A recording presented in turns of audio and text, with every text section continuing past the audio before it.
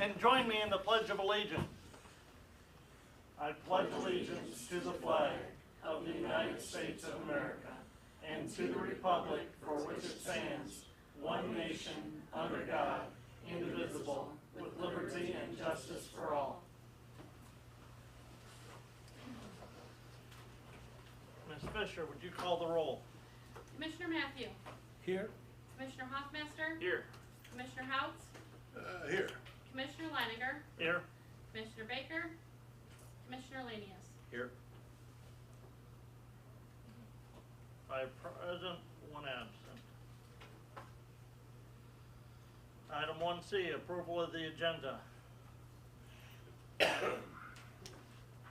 make a motion we approve the agenda as presented. I'll support that. Motion by Commissioner Hoffmaster, second by Commissioner House to approve the agenda as presented. Any further discussion? Hearing none, all those in favor say aye. Aye. All those opposed, motion carries. Approval of the minutes of June 22nd, 2023, and those are in the packet on pages 3 and 4. Move to approve the minutes and put on file. I support, Mr. Chairman. Motion by Commissioner Houdt, second by Commissioner Matthew to approve the minutes as presented. Any further discussion? Hearing none, all those in favor say aye. Aye.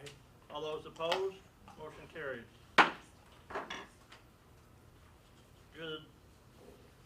Our next thing on our agenda is our presentation from Marnie Daggett from MERS, Michigan Employee Retirement System, on the Board of Health defined benefit plan for employees. So Marnie. No, I am still trying to get my computer to reconnect to the whole world, so I apologize. Good morning, thank you so much for having me. I brought with me Veronica Labar. She is a new regional manager with MERS, and so she's going to be taking over the west side of the state. And so she's just here today to observe and just see what a board meeting looks like. I appreciate the time and attention. I know we were mostly focused on the annual valuation, which you received and should have in your board packet. But I also know you have our defined contribution, our healthcare savings program, and 457 plans. So I just want to make sure, was there anything else you wanted me to cover beyond the defined benefit plan so that I can make sure I do that? Do we, and I know we get this big detailed report on the DB plan. Is there a report on those, on the DC and the 457? Yeah, I mean, you have quarterly reports. You can log in and get those. I don't know how often you do that. I know it's mostly focused for the employees to log in and look at their own, but Right. you certainly do have that. I know our contribution is limited in that. Yeah. And yeah, but just maybe sometime, You can do that? yeah, Oh, I do get them quarterly, but they're not anything like this. yes, yeah. No, this is definitely, GB is very different. It's an annual report and it's much different. But the defined contribution, you can get even statements, yeah, and you can even see, we have a total statement so you can see how often your employees, what they're invested in per, like, kind of, so do they do the defaults? Do they choose their own investments? You can look at how often they've gone onto our website. You can see a lot of that information. It's divided by, like, their age, so you kind of give an idea of where they are in retirement and things like that. So there are some pieces like that, and I can certainly, show you, Teresa or Rebecca, like where to kind of look at those if you wanted to. We certainly can do that as well. So, but you're right, it is mostly the employees that are making those choices and doing that kind of thing, but you as a board and your employers can always see a lot of that information as well. All right, so I guess we'll focus today on the defined benefit plan. So if you all have that in front of you, as we do each year, we skip over the actuarial letter. You can read that on your own. I joke sometimes that it's great for insomnia, but it's actually good information, so I'm just being silly. But if you want to start on the executive summary, which is page 6, this is where you're going to see kind of the progress that most people want to see first, which is that where were we last year? Where did we go this year as far as funding? And so you'll see we're 93% funded last year in 2021. In 2022, including your surplus divisions, you are at 94% funded. So good news is you went up slightly. Last year from an investment return perspective, it was a rough year. I'm sure most of you watched the news and know what that was. So our return was negative, a little over negative 10%. Our benchmark was over 16%, so we outperformed the benchmark and a lot of portfolios across the country. But still, it's still a negative 10%, so that does impact you. We do smooth that over 5 years, as we've talked about in the past, but that is something that you will be talking about for the next few years because of that. This particular board has always put in extra into the surplus division, so your impact from that is kind of less felt than other groups that are just paying the minimum. So kudos to you again for the work that you've been doing to get this plan up to funding, because that will definitely help you to kind of weather some of those ups and downs in the investment markets. And we can kind of look at that cash flows to see how you've been doing that as well. Any questions on that funding right at the beginning? Alrighty. Most of your faces are familiar, so I feel like you kind of know my spiel a little bit, but we'll go through that. Page 7 is where you see the required contribution. Again, you've always budgeted more than that and have for the last several years, but just for informational purposes, you can see on the, if you look at the larger chart from right to left, you can see as of January 2023, your cost, and I've got to make it bigger because my eyes are not as great as they used to be. That's funny. So they're at 519. It will move to January for 2024 at 548,820. And that's the required, again, that's not what you've been budgeting more than that, but that's the minimum required contribution for that no phase in. The employee contribution has stayed the same at 3%. Marnie, would you Yes. touch quick on the difference between phase-in and no phase-in? Absolutely. So phase in and no phase in. So you always have that minimum required contributions, but anytime we make an adjustment based on the experience studies, so every 5 years we do what's called an experience study. So we have these assumptions that go 30 and 40 years right out because we have a long investment time horizon. We're looking at life expectancies. We're looking at all of those different pieces. So we have this really long time horizon. But every 5 years, we examine our assumptions and say, okay, does the experience of the last 5 years match the assumptions that we're making long term? If it does not, we will make adjustments. So every 5 years, we adjust those assumptions. So for years and years, that investment return was at 8%. And so I know some of you who have been in this conversation for a long time, and that is what it was, and the portfolio was averaging that. Since 2008, the market has been much more volatile, and so we've been moving those assumptions down. So we just moved from a 775 to a 735, right? And we had an experience study that moved that down. It increased your cost. That part of that increased the cost from moving 775 to 735, along with the life expectancy tables, adjusting. Good news, you're all living longer. Bad news, it costs more. From that perspective, those assumptions created a cost differential. The board gave you the MERS board gave you the opportunity to phase in that cost change of 5 years, right? So maybe that cost change was this much, and they said, oh, you have 5 years to pay that off, or if you pay the no phase in, you're kind of doing what is going to actually happen in the end, and it's more cost effective to do no phase in. Since this group has been paying above and beyond, you've always done the no phase in, so the phase in is less relative to you at this point because we're in that final year of the phase in for that cost change from the experience study. You guys are undergoing that experience study again right now. It'll be coming up soon. Yeah. Yep. But what do we do? So with that 8% down to 775, down to 735. And now it's at 7. Yep. Now it's down to 7. With the dedicated gains last year. Is yep. that, and you might have it in there, I'm sorry if I missed You're it. okay. What is that what asset allocation is that based on? Is that like a 60-40 mix? Is it a balance? We're a little bit more diversified than a 60-40. And so I can show you in a report what that looks like. But it is definitely, I would say it's closer to, if you're looking at it from those terms, closer to a 50-50. But not really, because we have a lot of different things outside of stocks and bonds. So we diversify the portfolio with a lot of different pieces from like private equities and different pieces like that.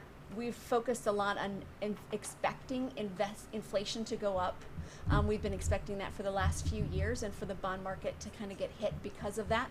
So we've been investing in things like Australian farmland and soybeans and down in South America and Kona coffee in Hawaii and things like that, where we can get a bond-like return, a very stable return without being hit by inflation.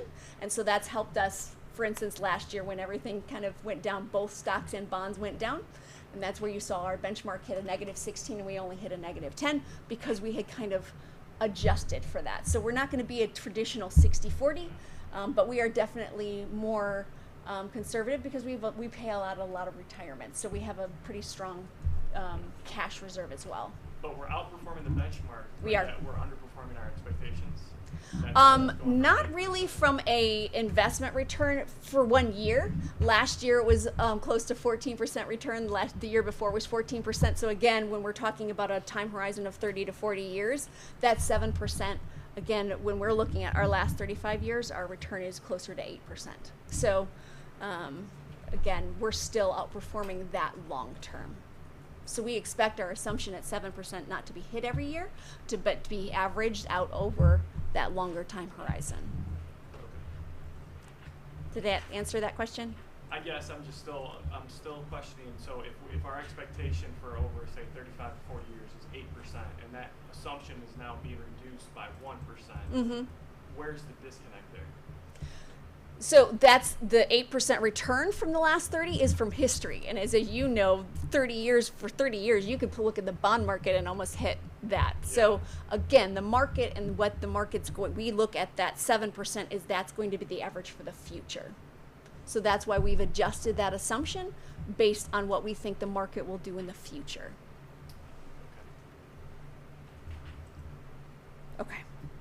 Let me know if there's more questions, because we can certainly, it seems like you're like, I don't know yet. Yeah, the cost to us, to our Sure. organization is increasing based on these assumptions. Absolutely.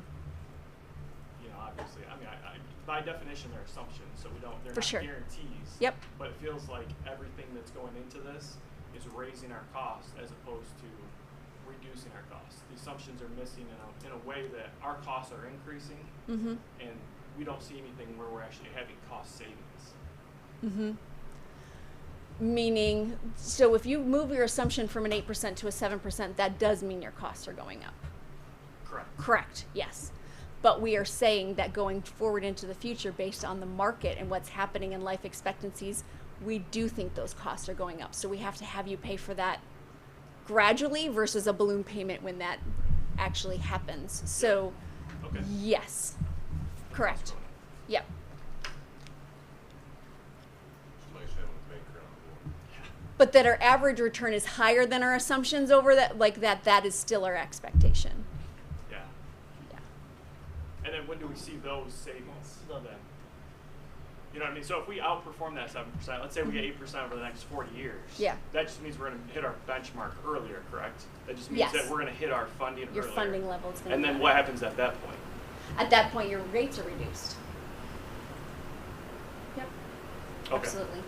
So, for instance, last year, the assumption went from 7.35 to 7%. You didn't feel any cost adjustment. Actually, you saw a cost kind of stay neutral, if not go slightly lower than it was going to. And that's because we used the returns from the dedicated gains, meaning anything above and beyond that 7% for the last few years, which was in the 13 and 14%. And we actually used that to buy down that assumption from 7.35 to 7.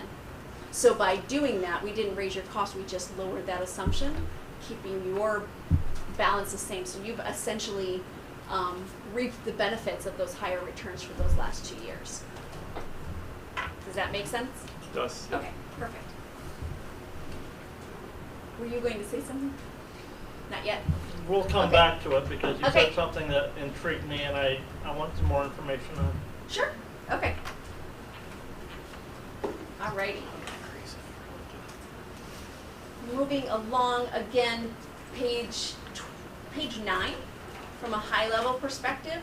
I talked about that asset smoothing. I just want to make sure that's in the middle of the paragraph. It says comments on asset smoothing. We have a 5-year smoothing, and so I always encourage you, most of you know, to look at that bold sentence that says that smooth actuarial rate of return for 2022 was 3.51, while the market rate of return was a negative 10.61. So again, smoothing means if we treat 7% as that like kind of watermark, any returns above or below that get spread out over 5 years, so a negative 10, right? That's essentially 2% for the next 5 years. So you're going to feel that smoothing in for the next 5 years. That is to help your budget stay consistent. I have some groups that say, no, if that's what the market hit, we want to pay on what the market actually did, and that's okay too. And so we give you those numbers in the bullet points below.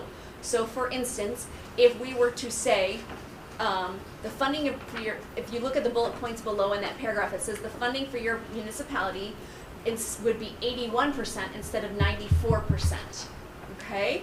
Based on that total hit immediately, and your contribution instead of 548, 820 would be 801,000.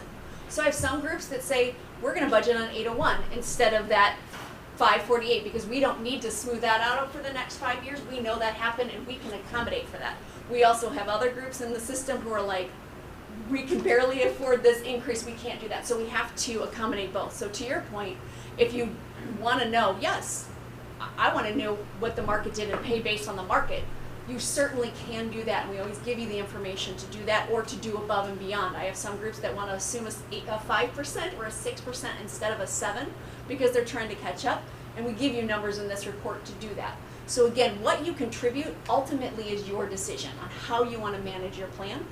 We deal with over 1,000 municipalities with all sorts of different situations, and so again, we give a lot of information and then leave it up to you from a decision-making perspective as to how you want to handle the funding of your plan. I think the smoothing is smart from our standpoint because it's not like if we got a really great return and we only had to put in 200,000 and we're normally putting in $500,000 that we're all of a sudden going to stop putting Yep. in that $500,000. So. And that's typical for most municipalities. Again, because you're not private sector, you're public sector, your budget is not as flexible as like some of the private sector world. And so again, that smoothing is a very standard actuarial industry standard across the nation to kind of, for public sector plans to kind of accommodate for the limitations within your budgets, for sure. If you look to, we're going to skip down to page 11. And then this is where we look at, so what if our assumption was 7%, which it is? What if it's also 6% or 5%? So the impact to the market, what would that look like? Again, I have some groups that are like, we're trying to catch up. We're going to assume a 5% return. That way we're not surprised by anything the market does. Those kind of things. Again, that's assuming 5% for the next 30 years. So again, that's a pretty large impact. It's not just 5% for the next year. But for you, at the top, that 7% return, if you look at that top line, the valuation for 2022, which starts your fiscal year 2024, you will see that it says your funding is 79%. You're like, whoa, MERS made a mistake. We're in the 90s. What's happening? This is what you would be if you'd been paying just the minimum required contribution. This is not including your surplus division, that extra dollars you've been setting aside. So it shows you the progress that you've made by putting those additional contributions, because again, your annual required contribution is not accounting for that surplus division. That's set aside so that when that contribution gets too high, which we knew it was coming, right? We knew that the ouch mark, I don't know if it was going to be 700,000 or 800,000, that was going to be high. You were going to have that surplus division to kind of counteract that in the end. And so you'll see, again, as we've talked about in the past, that cost is going up to catch up on the final unfunded liability. But that's what we're forecasting for the next 5 years, from it growing from 550 to close to 920. And I have a graphic, if you're more of a visual person and want to see it longer term, the next page shows that graph. So you'll see, if you're looking at it on your computer screen, I don't know, did you print it in color? Yes. Okay, beautiful. I think one year we were like, oh, we'll always print it in color from now on, and Teresa remembered, she's great, she always remembers everything, so, thank you. You'll see the solid blue line, shows you at that 79%, but then that dotted blue line is where you are in that surplus division. So again, it looks and shows that you're going to be getting to 100% funded prior to the expected based on what you've been contributing. Again, that surplus division is assuming you will not put another dime into that surplus division. It's just assuming what's in there today. If you continue to put in additional, obviously that will get you to that 100% faster. I think the goal of this board when we last talked was somewhat to get to 100%, but that was less the goal as more to smooth out that contribution wave that's coming up in the chart right below it, which you can see is starting to, we look for a while like, well, the spike is coming, so you've been preparing for that spike to come, right? Based on that, so you'll see you're just below that 600,000, but it's gonna move up to close to 1 million. But again, because you have those surplus divisions, the thought was you're gonna pick kind of that average, and when you start to get to a little over 800,000, which you contributed like a little over 800 last year, when you get to that point, then you start going, okay, now we'll just budget at 800,000 and we'll start using off that surplus to accommodate for the rest of that spike. Is that still kind of the philosophy that we're going with, or? That's what I would like to see. Okay, but again, you know, this is the group to ask, I guess. You know, as a body made up of commissioners from 3 counties, Yeah, the membership can change. You know, Yeah. we had 2 members new join us this year. Yeah. So, Well, you Who have knows? funds. You gotta have the money. right, we gotta have the money to contribute, but yes, it's one And of I'll those show- things that, well, it's either we pay now or we're gonna have to pay later. right. And I can show you kind of what you have currently in your surplus division as far as that goes and the unfunded liability to give you an idea of where the math is coming from as well. But it is important to note that you have been making adjustments as you go because you've been looking in the forecast and knowing what that cost would be.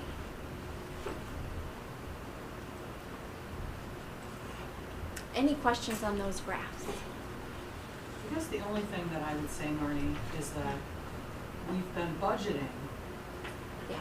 what we're paying. Yeah. The extra is extra surplus that we're reallocating to us. Yeah. So, to be clear, we're budgeting the 500 whatever number it Yes. is, okay? That's what's in our budget. The extra money we send is extra funds that remained unspent for whatever reason, and we've chosen, this board has chosen to reallocate those. So, just to be clear about the budget number, okay? And I may have said that in a confusing way, so I apologize. All But right. yeah, I know you've done that in the past, but how your budget structure is made up is, thank you, Rebecca. Which we may have that decision to make in September again of this Correct. year. That's right. Yes. And so the only thing you have to know is that required amount is what typically they put in the budget, but then you have made decisions so far in the past based on conversations to kind of look forward and say, how are we going to address this going forward? We're going to start now. But again, that is still your decision each and every year. Thank you. The next page, page 13, is table 1 that kind of breaks down the cost. So again, from a, just looking at the people who are left in the plan, if you go at this table from left to right, like you usually read tables, I know I made you read right to left last time, but if you look at that, if you look at your general division, which you just have one division, the total normal cost for people who are actively working to earn another year of service is 13.41%. Okay, the employees reduce that by 3%. So then the employer's total normal cost, again, it doesn't go in percent, it goes down to dollar amounts because you're a closed group, so it's no longer a percent of payroll. But essentially, if you were 100% funded, your total bill for this year would be $103,320. The rest of that bill is made up of unfunded liability. So we take the unfunded liability, we amortize it over a period of time, and we give you that amount, which is $445,500. So we add those two together. That's where we get to the no phase-in amount of $548,820. So that's just the math behind the numbers that we're giving you, so that you can see the breakdown of where that goes from each place. Okay, Marnie, Yes. why is that normal cost different here than the one you shared with us you shared with Commissioner Lanius and I on Tuesday?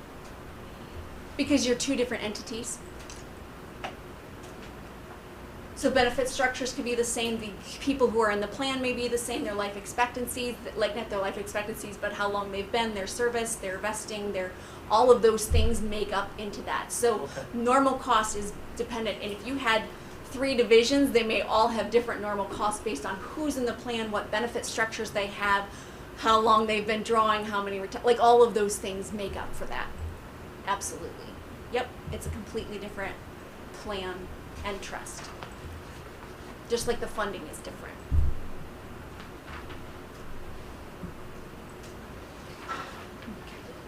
Table 2, the next page, just gives that benefit provisions, what the multipliers are, what those benefits that are provided. Does everybody feel comfortable with that, or should I go through those provisions?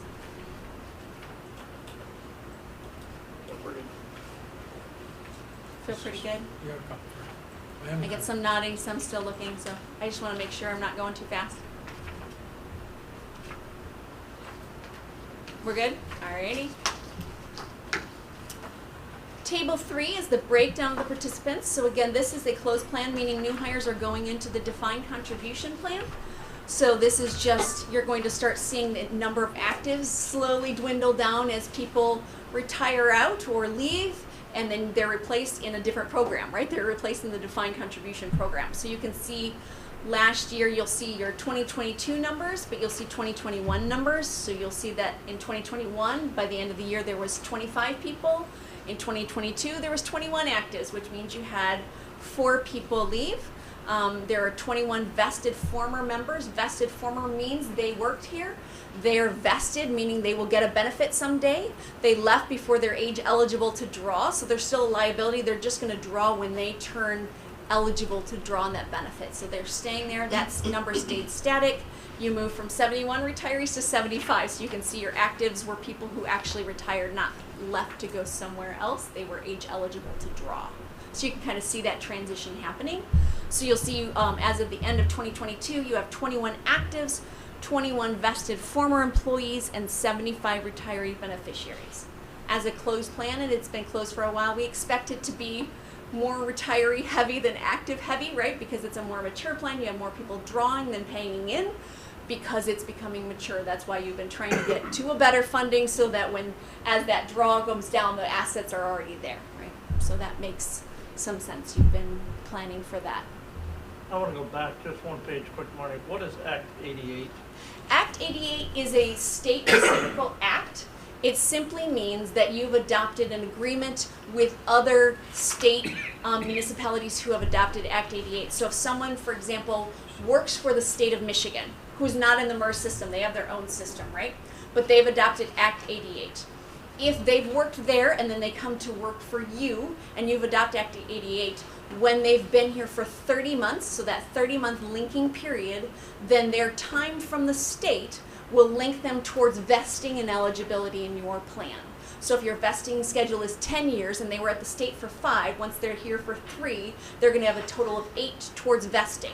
It's not going to change their benefit, it's just when they're vested, right? So the trusts are separate, but it is a way to sometimes people move from municipality to municipality. It's a way for those to link that time and not have to start over all of the time. And so that's what Act 88 is amongst Michigan, and some groups have adopted it and some have not. That's pending refunds. Pending refunds are those who maybe they were not vested when they left, but they have contributions on file, right? They had a 3% contribution. They're allowed to draw those down. That is a total pending refunds for anyone. So there may be someone that also they may not take that refund right away because they have a 20-year window to work at another municipality, like through Act 88 or through the MERS system. So they may be waiting to vest in another place and here. And so once they've been, for instance, if they go work for Branch County, right, who's in the MERS system. Once they've been at Branch County for a few years and they've vested and they've been at both places for 10 years, right, then they have that, for example, total. They will then become a vested former employee because they'll be able to draw on that. Again, their formula will only be on the 5 years that they worked here, but they are now vested because they've been in both places. So sometimes those pending refunds, they don't take those right away. And we actually encourage them not to until they know, because if they do and then they go get hired somewhere else, they have to start all over. And so that can be really challenging. But it's a great recruiting tool. And retention tool, like it's a great tool to kind of invite people in as well that have experience from other health agencies. Maybe they're moving from the UP and so you can get some experience and they're in the MERS system or Act 88 system. It's a way to recruit some qualified people and they don't feel like they're starting over again. So that's really the thought behind that. Great questions. Yes? Mr. Chairman, I have a question relating to that number 21. Yes. We have active 21 employees. I wonder how many employees we have now. I couldn't hear it, I'm sorry. He's talking about the number of employees, the 21. Where are we at now? Do we know? And that number, so that was as of December 31st, 2022, that were active employees that were still active in the MERS program. Yeah, and I believe the number is 17 right now. Okay.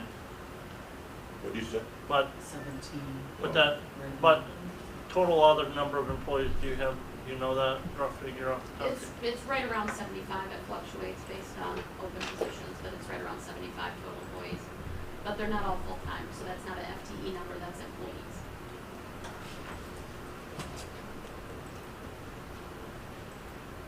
I'm not sure that I'm understanding now. So the 75 that's on page 15 relates to the number of retirees and beneficiaries. Yeah, that's the number That's of, not current employees that yes, work here. yeah. Okay. And what year did we get away from defined benefit? You know, That's what he asked. 2015. 2015? If you look at the previous, that table two. Yeah, it says DC plan for new hires, 8/1/2015. Yep. And there's another table further back or schedule further back in here that kind of goes through all the other benefit changes that occurred throughout the plan. Right. Marnie, Yeah. as far as that pending refunds, I think there's also a table somewhere in here, isn't there, that gives the dollar figure that's eligible to be refunded back out? Yep, we'll do that in table 6 for sure, Okay. absolutely. Yep, thank you. Table 4 is market value. So again, we talk about smooth value. Again, we look at that smooth value. You're not going to experience all that loss all at once. That market value is the actual loss. That's something that the auditors will look at for GASB 68 and other reporting, but we always give that to you there in table 4. Table 5, Becca and Teresa know this.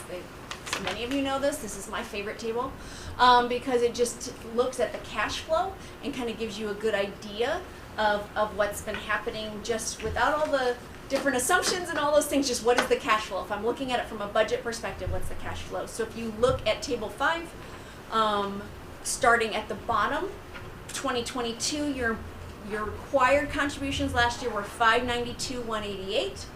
The additional contributions you put in, so to Rebecca's point, the budgeted number was $592. You put in the additional $218,996. So again, that's looking at about you're close to. That's why I was saying you were close to about $800,000 that you contributed, or a little over last year. The employee contribution, again, you're seeing that tick down because you have fewer employees contributing. That was $36,767. If you skip over one column for a minute and then go to benefit payouts, the payouts to your retirees last year was a little over $1 million.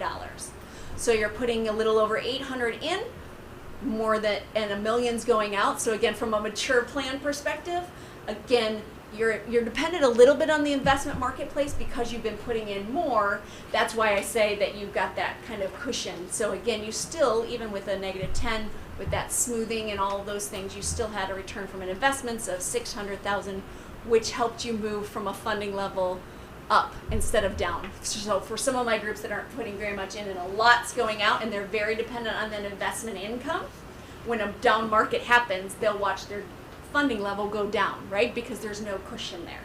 So from your perspective, what you're putting in is less than what's going out, but it's a lot closer. So with market fluctuations, you can do that. Without that additional, again, you probably would have felt a loss because of, again, a loss in the marketplace. Does that make sense? It does. Teresa, I have a real quick question. I know this is off the top of your head. What do you, ballpark, what's our annual labor cost? What's our, just payroll cost, you think? I used to know that number, but I would not be. You can always get back to me. I'm just wondering what percentage of our payroll costs is our, this $811,000 that we put into the program last year. As a percentage, what is that of our annual payroll? It would just be interesting to know that. I'm gonna guess, I was gonna say, you have to report that in your state reporting, but Yeah. I'm gonna guess I for have it 11 with and me, a half though. or 12%. I was gonna say, Just with that. Well, what's our annual budget? 8 million? I think it's 8.5 right now. So that's, I mean, that's 10% of our, yeah, of our budget. overall budget. And obviously our payroll budget's gonna be less than that. Yes. So it's gonna be a pretty significant portion of our payroll budget we are putting towards our defined legacy plans, Yes. essentially. Sorry, that has nothing to do with you guys, I'm No, sorry. absolutely. Just wondering. But I understand. Something that we can kind of Yep. drill into. And so also to that point, right, that you will also notice that the employee refunds, someone last year did take a refund of that $9,315. So you'll see that as if someone takes a refund of their contributions, meaning they're zeroing out their time, to your point, that's one of them. We also have other pending refunds, but someone did take a refund last year when they left.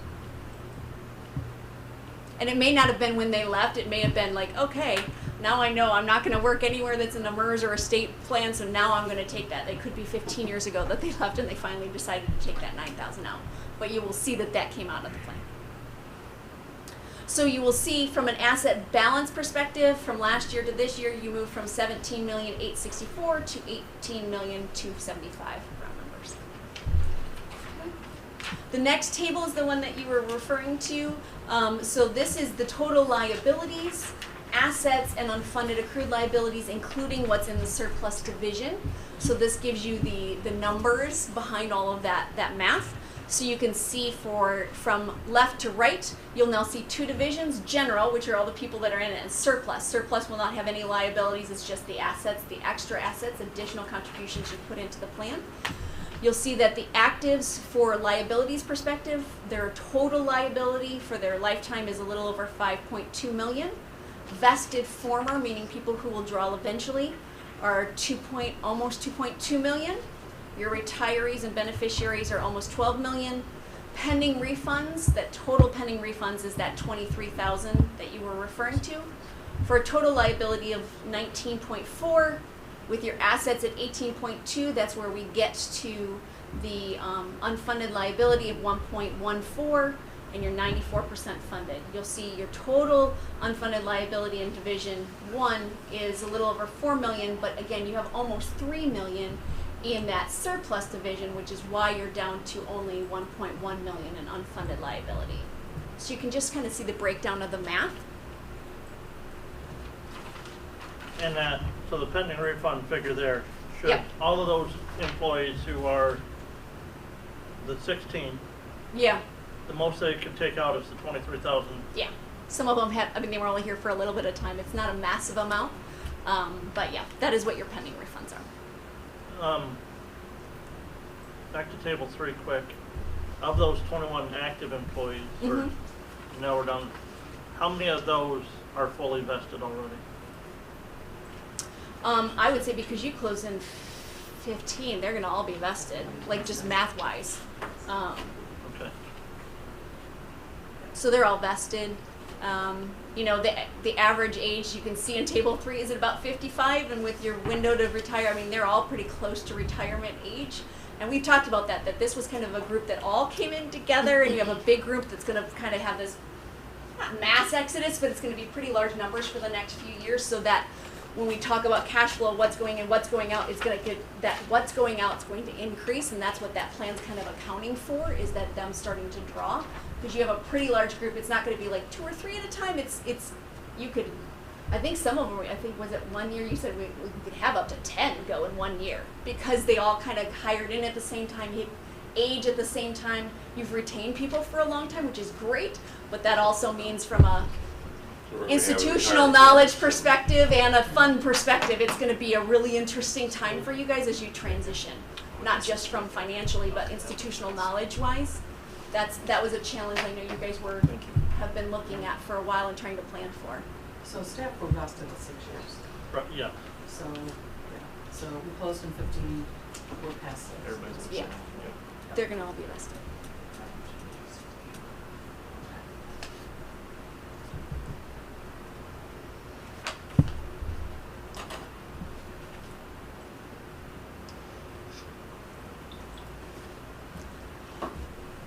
The rest of the report goes through a lot more of the details, the history, the behind the scenes stuff, all those good things, GASB 68, what you need for PA 202 reporting. But from a budgeting and understanding perspective, these are probably your main tables that we usually go over. Were there any other questions that you had for me? Mr. Matthew. Thank you. Do you have any seminars for our employees, though, especially those 21 employees or 17? Do I have what? This? Do you mean as far as having MERS come in Yes. and provide educational Oh, yeah. opportunities for Yeah. staff? Yeah, we've been doing that on an annual basis for both our defined benefit and defined contribution staff members. We schedule them right around the lunch hour. The educator comes in and does about a half an hour with each group, and then of course leaves contact information if they need to do a deeper dive, an invitation to set up an appointment and do that.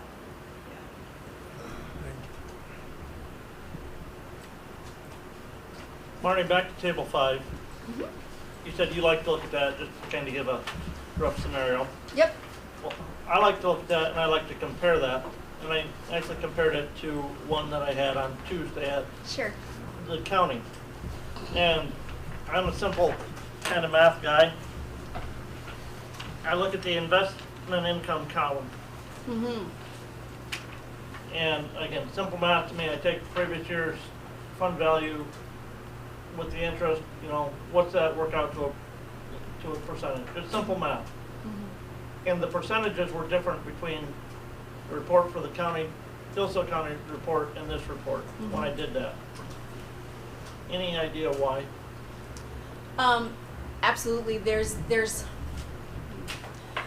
without going too deep into the weeds, there's a lot of things that happen with your smoothing and then your funding.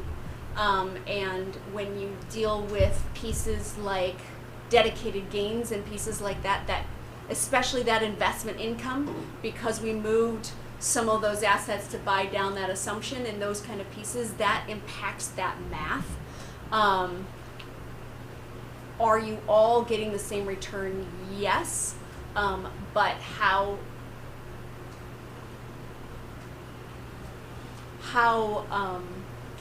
that impacts that, I mean, I'd want to know what your difference was, and I could certainly have the actuaries explain that more to you. That goes a little bit beyond my, I can't explain it easily. It's It's probably been based explained to on- me, but it's very challenging. Could it be based on timing also though? It It is timing, When some of we it's timing, make our but contribution as opposed to when the county does, Yeah. also there is timing for sure, but Yeah. there's also pieces, because this is a smooth value of assets versus that, there's another piece to that, that I've had actuaries explain to me before, and it was really complex, and I'm gonna tell you right now, I'm just not that smart. And so I'm Not that boring, let's be honest. I was gonna say, I mean, thank you. I will Yeah. go with not that Just boring be a nice way to put it. to where my brain goes, I Yeah. know you're speaking English, but if someone asks me that, I'm gonna have you explain it, and then when they do, they all just go, yeah, I'm sorry I asked that question. So again, yes, and they have all the calculations behind it. It just gets to be really hard for my small brain to really take it and then go, here's what that means, and like put it into English I understand. So I'm not trying to evade your question. I'm truly going, if you want to go over that with the actuaries, I can certainly put you in contact with them. That's smart. But I would account for about an hour and a half and have coffee or whatever makes you feel Yeah, really alert. Commissioner Hoffmaster's in the banking business, I'm Yeah. in the insurance business. I'm used to talking with Sure. actuarials all the time. And I get that. But there are moments where you're just like, and I won't explain that to anyone, thank you. Because that is not my field of expertise. I promise. Thank you. Why didn't you just say it's on a different hard drive? Yep, I am there. So, One final question that I've got, Marty, Yeah. I guess. Earlier on, you said MERS is investing in Brazilian soybeans. avocado, did I say soy? You did. Oh, dang it. We do have soy fields. We also have avocado farms, and those would be in South America, that kind of area. Okay. I apologize. That's, nope. Well, I have many customers and many taxpayers Yeah, who are farmers in the United States. Yeah. In Michigan. yeah, And any Brazilian soybean produced is a direct competition to yeah. them. Nope, they're actually avocado. The soy is actually, we actually have holdings here in Michigan and in the States. We also have, like, again, coffee and things like that, and Hawaii and other things. It depends on, again, from our investment perspective, we're going to make sure that we invest locally, but we also invest based on what it's going to return in the market, meaning we can find, and it is avocado, so that was my bad, but avocado field down there, we can literally, we found a farm that was failing, but they had a decent thing, they were just mismanaged. So by handling that, we were able to get a higher return than we would have ever gotten anywhere else. Does that make sense? But I apologize I said soy, because it is avocado. Not that that matters, but. Your soybeans are safe. Well, I'm still concerned about investing U.S. tax dollars in foreign Sure. countries' agricultural Mm-hmm. ventures. And like I said, we also have other things, and I mean, again, I can certainly find out what holdings we have in Michigan. They're not coming off the top of my head. I think there's some on the west side of the state. But we just did that again. Those were just quick examples.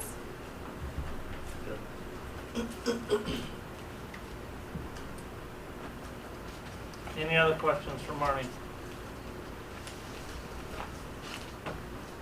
Mr. Chairman, Yes, Mr. Matthews. I do not have any further question to Ms. Dagger. However, I want to thank her for bringing Ms. Labar to Southwestern region. I had the opportunity to meet her earlier. Thank you. Yes. All right, and I know that I owe you an email with some rates from previous, and that will be coming out very shortly when it's not in an ugly spreadsheet. When I can put it into more English. They just say it to me, I'm like, okay, so I'm gonna do some. They give me a whole lot, so Okay. perfect. Well, Marty, thank you for coming Yep. and presenting the report to us today. Absolutely. Thanks, guys. Thank you so much. Have a good day. You too.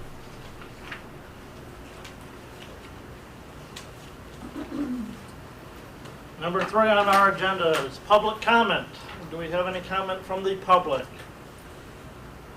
Going once, going twice? No public comment. Health officers report. Good morning. Good morning. So we'll just go through some of these highlights here. The agency did do an email service upgrade to a new company. It should be seamless to the public. We had some training on it and should be all good to go at this point. I think we've been a weekend, so, excited about that new change. I did just return this morning from vacation, so I should be back now for the majority of the summer. Regarding essential local public health services funding from the state of Michigan, the governor and legislature did pass what's being termed the Make It in Michigan budget. I think that's the governor's term. At the end of June, which included a $25 million increase for all local public health departments in Michigan. This, of course, was advocated by local health departments and the Michigan Association for Local Public Health.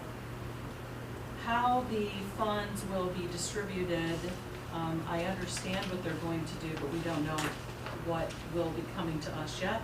They're going to take the entire pot of ELPHS funds.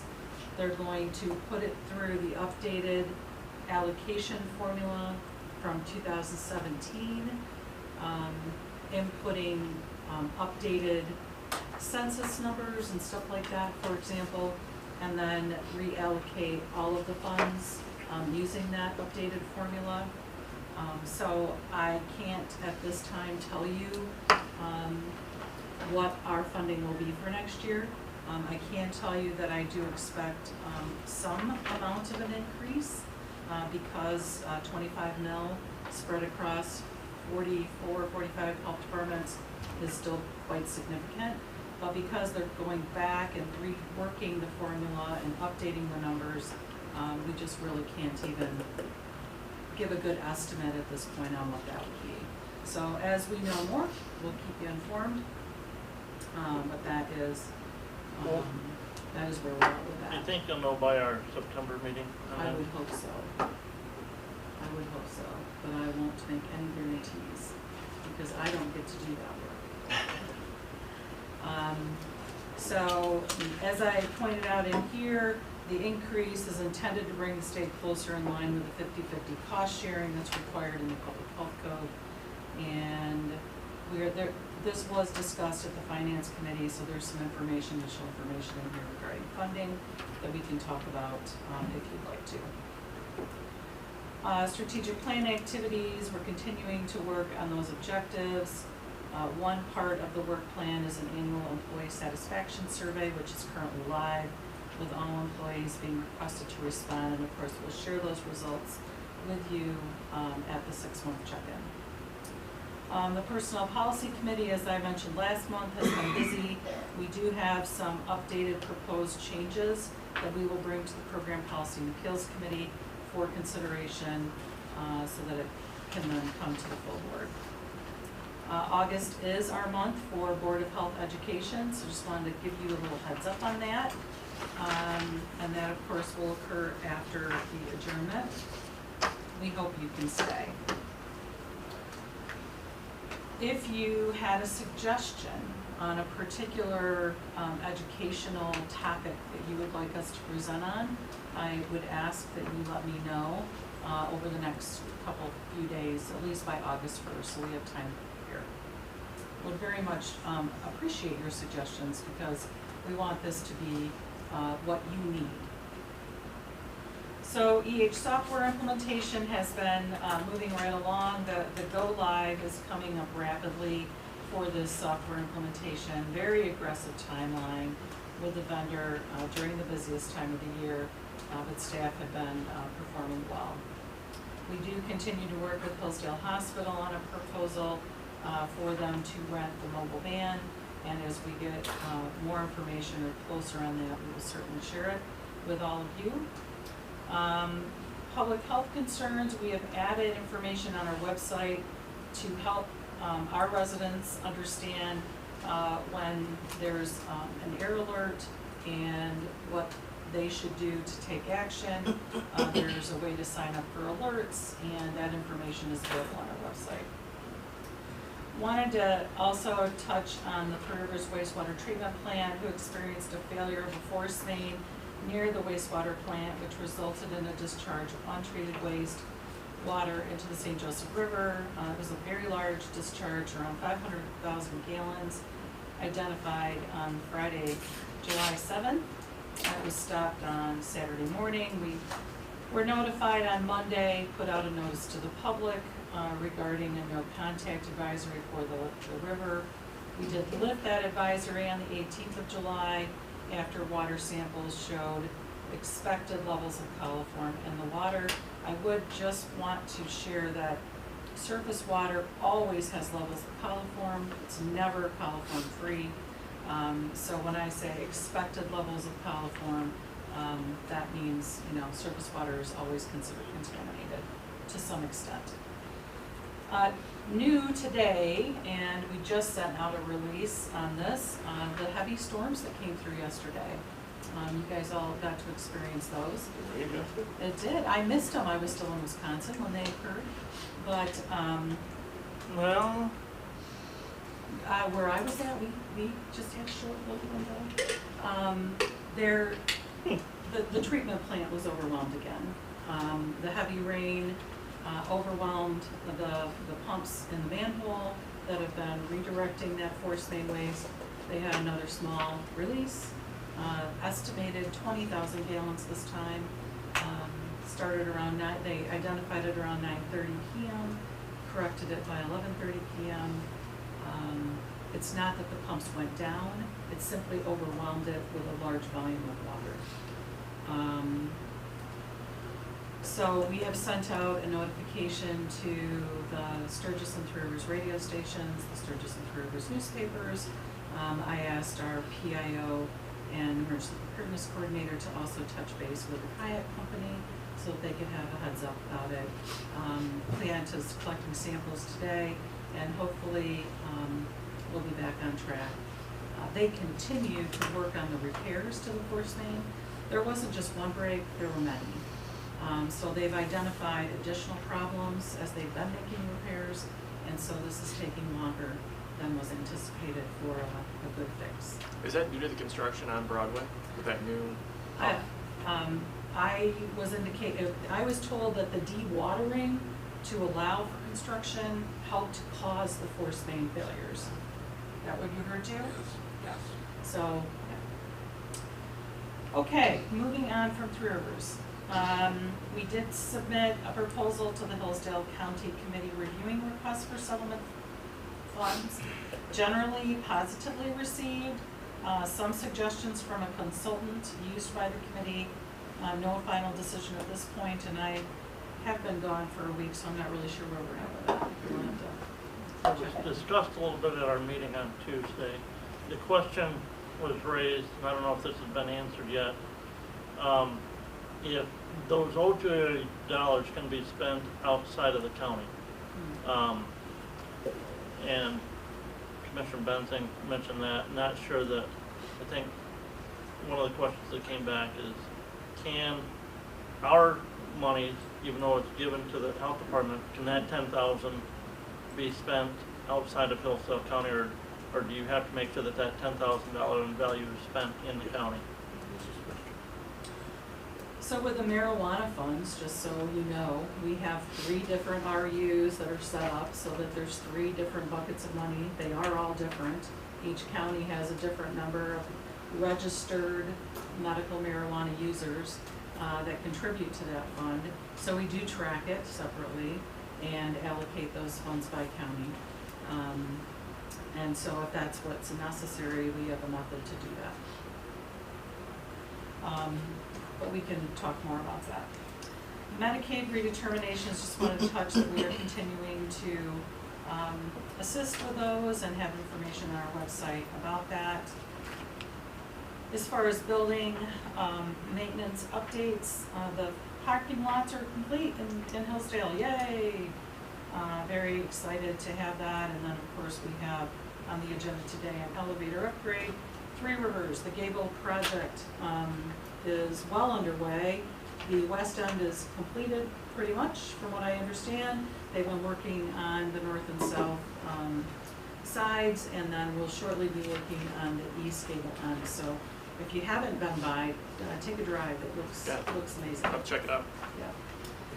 And finally, Sturgis, that addition, I stopped by the office before I left on vacation, and that is also moving along. Flooring and ceiling needed to be installed, as well as final electric. The intake counter and the restroom facility, although it's there, still needed to be, of course, finished with a stool and a sink and all that kind of stuff. Hopefully, we will occupy that large space by the end of August.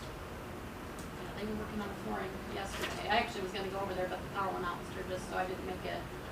But they were working on the flooring, finishing that up yesterday. So I assume the water flowed nicely off the new pavement? I didn't get out there, and when we were getting heavy rain, I was at home last evening, so. I hope it drained well. Well, it did. One spot, or two, or. Thank you. Yeah. Thank you. Uh, Yeah, Commissioner Matthews. Thank you, Mr. Chairman. To the Health Officer, Ms. Burns. Welcome back. Thank you. Thank you. I have a question regarding the Three Rivers treatment plant incident. And we are the umbrella agency for St. Joseph also, correct? I'm sorry, the what agency? You have the control over health issues for St. Joseph also, correct? St. Joseph County? Yes. Yes, we would advise on that. We are not the regulator Yeah. of the treatment plant, though. Eagle, or Environment, Great Lakes and Energy, Yeah. out of Michigan, that department is fully responsible for the regulatory actions of that treatment plant. So what we do is the public health side. So when they have a release, we make sure that the public has the information they need to make decisions. I see. The concern I have is on 500,000 gallons was identified, quote unquote identified, on Friday, the July 7th in the evening and stopped on Saturday morning. However, our agency was notified on Monday morning and put on a notice to the public. So I wonder, we may want to consider something for the environmental health and Eagle and wastewater plants such as Three Rivers, and we have in Kinderhook. Something, Mr. Chairman, we may want to consider that. I mean, this is very grave. It happened on Friday, July 7th, then reported to us, our organization, on Monday morning, almost like a banker's hours. No pun intended. No, very hurtful. We are setting up a meeting with the city of Three Rivers, and I believe we're gonna invite the county emergency manager for St. Joseph County as well as our agency to talk about how to address these issues as they occur in the future. I do think the problem here really lies with the fact that staff are new and they're still learning.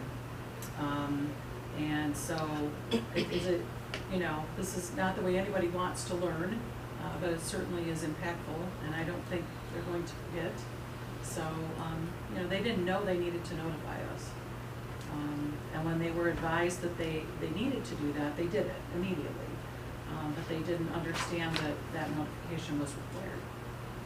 I'm assuming Three Rivers put notice on immediately to their citizens Saturday morning. I honestly don't know if they did or not. I saw it on Facebook, but it wasn't like through any official channels. And that's maybe how we found out. How did we find out about it? They called us directly on that Monday morning about the 500,000 Yeah, gallons. that was the wastewater treatment plant called us directly? Yes. So so eventually found out that they needed to notify us. Yeah, so what occurred was they knew they needed to call Eagle, so they called their regulator, the person that they work with. Yeah. And it was after hours on a weekend. They left a voicemail message for that staff person. That staff person didn't retrieve that message until Monday morning. Yeah. When they retrieved the message, then, they reached back out to Three Rivers, had that conversation about, what have you done? What happened? Yeah. And that's when they found out they needed to notify us and called our office. Okay. There is a pollution emergency alerting system in Michigan, PEAS. That is a number that can be called after hours and on weekends, and I believe the city now has that information as well.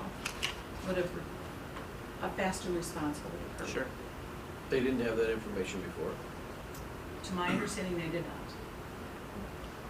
Commissioner Matthews. Thank you, Mr. Chairman. I think 500,000 gallons of raw sewer went into the beautiful river, and only the Lord knows what happened to people who used and the animals. I think the health officer may consider some, like I don't know, for the lack of words, some red phone to the director of environmental, something like this. Pray that never happens. In case something like similar to happen, he or she will have the opportunity to respond immediately and notify you, of course. I can think of is all the treatment plants, all 3 counties. Ultimately, we also have to be responsible for this. So that's my comment, Mr. Chairman. Thank you. Any other comments for the health officer? The only one question I've got back, and I can't find it on our website, is your evaluation procedure that we've adopted. When do we have to, we start that in August or started in August and Yeah. And then it's September, I believe, the September meeting. Coming quickly. The year has passed. yes, so just a reminder, and we may want to make sure to discuss that questionnaire at the Program Policy and Appeals Committee meeting next month. The evaluation form? Yeah, I will put that on the agenda. okay. If nothing else for the health officer, Dr. Luperado, the medical director's report. Good morning. Good morning.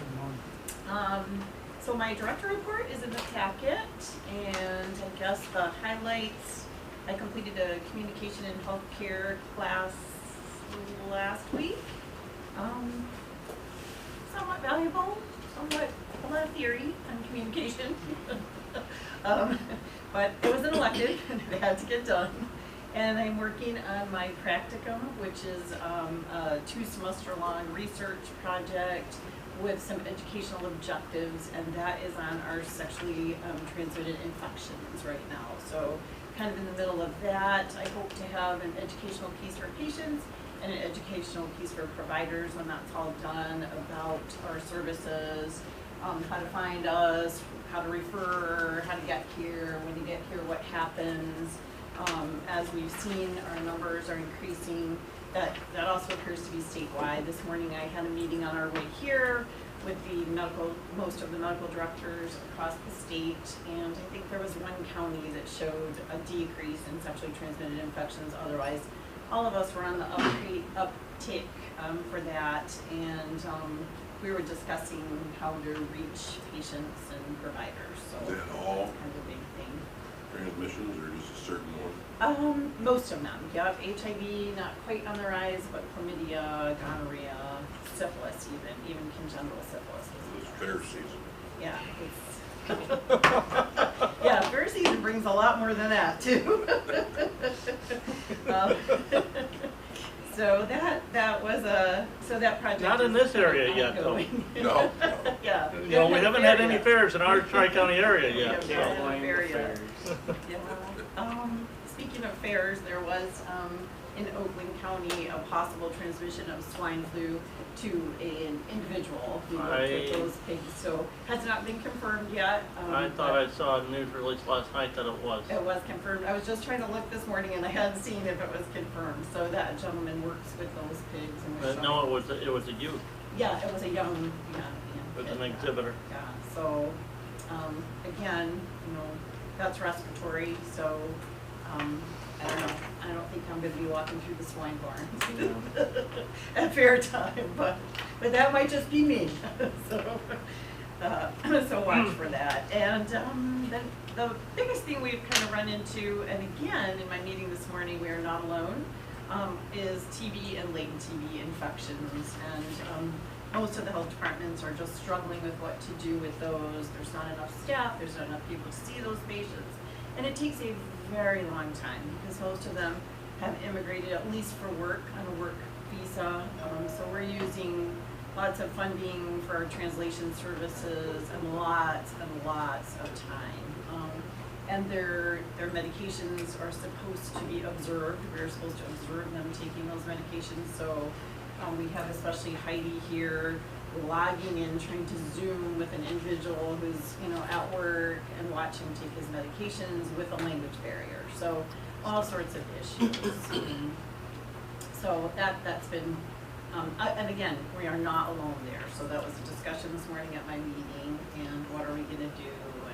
And so some of the facilities have better resources than we have. So like Ingham, Lansing uses Ingham. So they have a latent tuberculosis clinic, and all those patients go and they all get educated at one time. But they're even struggling with personnel to do those things. So we're kind of left standing, and we've kind of become the, yes, my patient has tuberculosis, oh, go to the health department. So some communities have individual practitioners who will help take care of those patients. We've kind of, through historical reasons, become the, oh, I have a positive TB test, or maybe I have a positive TB test, so go to the health department. So we're not talking a ton of people, but we are talking about a lot of time and resources. So we're kind of working on that too, what to do with those patients.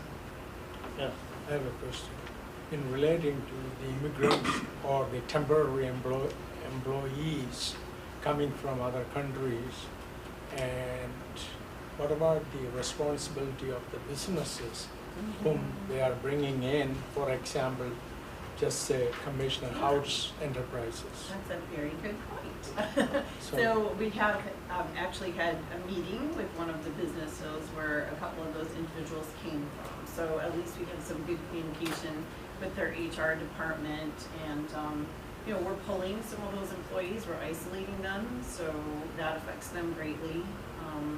And I think at least we open that line of communication with them. We also discussed that direct observation, like could they have someone in their HR department have that individual come in at a certain time of the day and watch them take their meds, but they were not inclined to help us do that. So the other issue is some of this business in particular, those individuals can opt in or opt out of health insurance. It comes out of their paycheck. So the three individuals we have right now don't have any health insurance. So we also foot the bill for some of that, right? So there was an individual who I wasn't quite sure if he had TB. Radiologist recommended an MRI, so then we're getting, we're paying for, that too. And now that individual also needs to be referred to a subspecialist, but he has no insurance at all. So what do we do with that? So there's just a lot of what ifs. But if an employer-sponsored individual, he or she comes from another countries, they have to have all the vaccinations, all the tests before they get a visa. Then we will bring them for just say our business. Then we are liable for their medical expenses. Right. So. Yeah, I would like to see that. It was a little gray. They claimed they were getting employees that had already started elsewhere that came with their paperwork to them that were fine, but clearly they were not.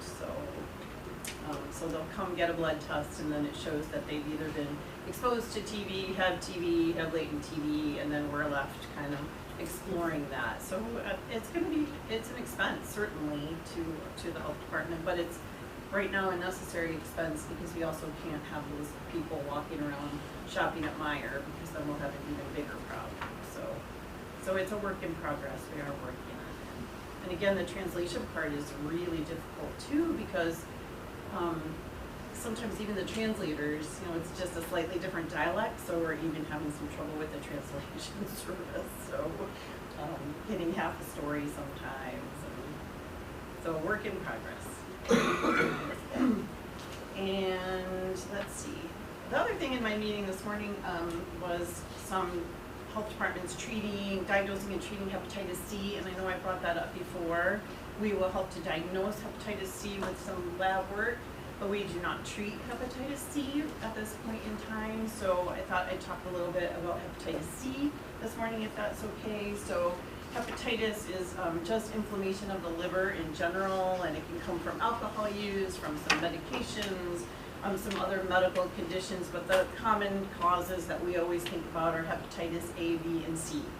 So hepatitis C is transmitted through blood from an infected person. So interestingly, it's kind of become a topic in primary care. We used to not really test for hepatitis C, but since there's treatment, we kind of recommend everybody getting a test at least once. So there was some regulation if you were born between 1945 and 1965, that was a good time to get tested. So even though you might not have any risk factors, we're kind of recommending getting tested. Is that because they were reusing needles then in the hospital? So actually that is one of the causes we will look at. What's wrong with that? Yeah, so, and again, there's an acute I form. reuse needles all the time, Oh. in the barn. Oh, there's an acute form where you might get a couple of symptoms, maybe some short-term illness about 6 months after an exposure, and then that can become chronic hepatitis, and it's pretty frequent that acute will become chronic. And again, you can have no symptoms, right? We always think about hepatitis, yellow eyes and yellow skin and lots of liver disease, but you can walk around with chronic hepatitis with no symptoms at all. So there's an estimate, 2016 estimate was 2.4 million, and I tried to find a more recent estimate, and it is about the same. So in the US, which is a lot of people living with hepatitis C. So sharing drugs and drug paraphernalia was one of the biggest reasons to end up with hepatitis C.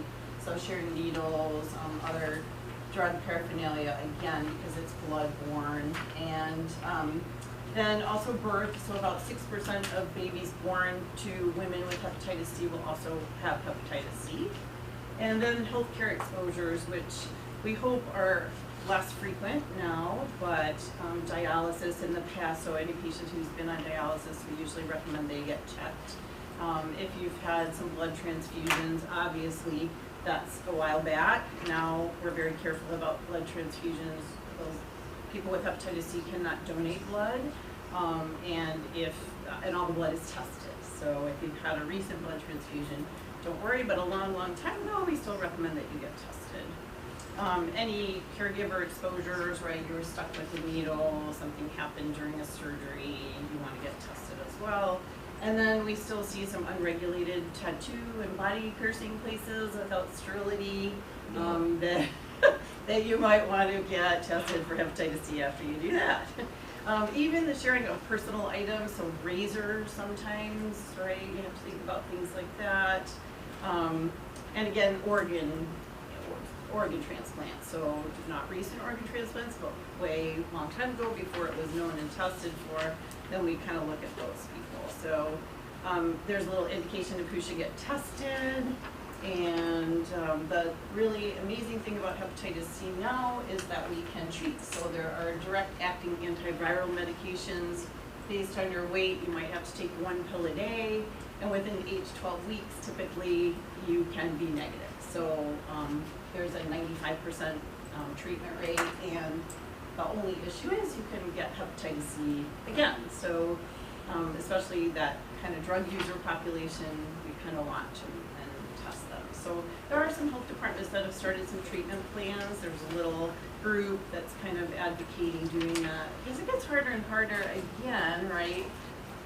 Personal primary care physicians, kind of a little tough to treat somebody each 12 weeks every day and watch for side effects. And so a lot of primary care docs will also say that, right? Like, yes, you're positive for hepatitis C, off you go to a GI specialist or an infectious disease specialist. And actually, you know, as recent as a year ago, they kind of recommended that all treatment be done by infectious disease or GI specialists. So you look at our communities, pretty hard to find a GI specialist who's gonna take you and not be too busy to take you. And an infectious disease specialist is slim to none, so. Gastrointestinal? Yeah, GI. GI, gastrointestinal, yeah. Yeah. So, again, it might be something that maybe we start doing. So we're looking into that, right? We're kind of including that in all of our plans that we would like to do. So, so again, if any of those risk factors, and even just once in your lifetime now, we're recommending that you get tested. So even without any of those risk factors. Do you have numbers? You've got 2.4 million in the U.S. Do you have numbers for our tri-county area? I don't have any numbers for our tri-county area. We test, and it might be on our communicable disease list, right? They might be. I think we do have Hep C on our communicable disease list. Yeah. So Amy, she does a lot of testing, and we have had a few. So, and she has a very nice referral to a GI person right now. So they're taken care of. It's just we were talking about maybe taking care of them in-house. And again, it might be a low underestimated number because a lot of us just never get tested. So you could be walking around with chronic Hep C, no symptoms, not even know until much later when we start having some liver symptoms. Mr. Chair. Yes, Commissioner. Dr. Leperla, that page 39 and 40, I wonder, it is in our website, some of the summary or for the public, they can consume, especially all those bullet points on page 40. Yeah, we can certainly think about putting a little Hep C. We do a quarterly physician newsletter that goes out to all of the physicians in all of our counties, all the providers, the mid-levels as well. And so they get some of the things we talk about, whatever's recent, like we try to include some fair exposure stuff. And yeah, I think that might be an important issue. There is a question about whether Hep C can be sexually transmitted, and there is an indication that it might be, but we see it a little more frequently in men who have sex with men, so we could also include this in our STI screenings and kind of make it a part of that too. So, yeah, but the public, I agree, maybe we should put something on the website to just kind of look at your age group and your risk factors and consider talking to your doctor about getting tested. So, good point. Any other questions? All right, hearing none. Thank you, Doctor. Thank you. Thank you. Departmental reports, environmental health, Mr. Andriacci. Good morning. Good morning. It's been a really busy time in environmental health here over the past couple of months. So I'll just give a quick overview.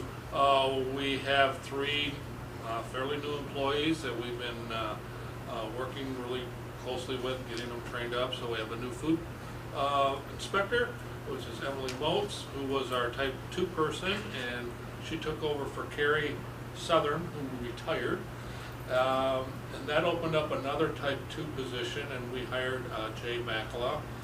He's been on for not quite a month, so he's been working diligently, getting up to speed on all the type 2 ins and outs, working with Kyle Moore, who's not only been with us for about 3 months, and so we got a lot of new people in that program, but that's going pretty well. And then we also most recently hired Olivia Jacobs to take over our 50-50 position over in Hillsdale County. So that requires a lot of training. She's learning all the food part of it, plus all the field, the general side of it. So she's been very busy. And as you all know, this is a very busy time of the year for us anyway. As far as numbers of applications and such coming in, we've been working really hard with the new software, with the company that's rolling that out and getting things ready to go live here next month. Also during this time of the year, we have campgrounds that we're finishing up. We're doing septic hauler inspections, so not only their trucks, but there's a few of them that have land application sites, so we're doing those inspections. We're doing children's camps, and starting next week, we're gonna be doing our long-term monitoring. Well, I'm gonna segue from the long-term monitoring into the PFAS update that I wanted to give to you. So last month I reported that an additional 6 samples, homes were sampled around the Lucas landfill in Hillsdale County for 1,4-dioxane and for PFAS. We had gotten the results for the 1,4-dioxane last month, and those all came back negative, which is obviously very good news. But we recently got the results for the PFAS, and those also were negative. So that's a really good news for us. One of the things that Eagle has done is they've added a number of those homes onto our long-term monitoring contract. So every year, Eagle sends out a list of facilities that they want tested for long-term monitoring. These are areas that have known contaminations, and we've been monitoring for a number of years. As time goes by, some of those fall off, and now, as we've seen this year, we're adding new ones on there. So we had an additional 12 home sites around the Lucas landfill that we've added to our long-term monitoring. So we will be conducting those samples next week, and by the time we have our next meeting, I should have some results on those. And Becky gave you a really good overview of the situation over in Three Rivers, and yeah, that's definitely kept us a little bit on the busy side as well. So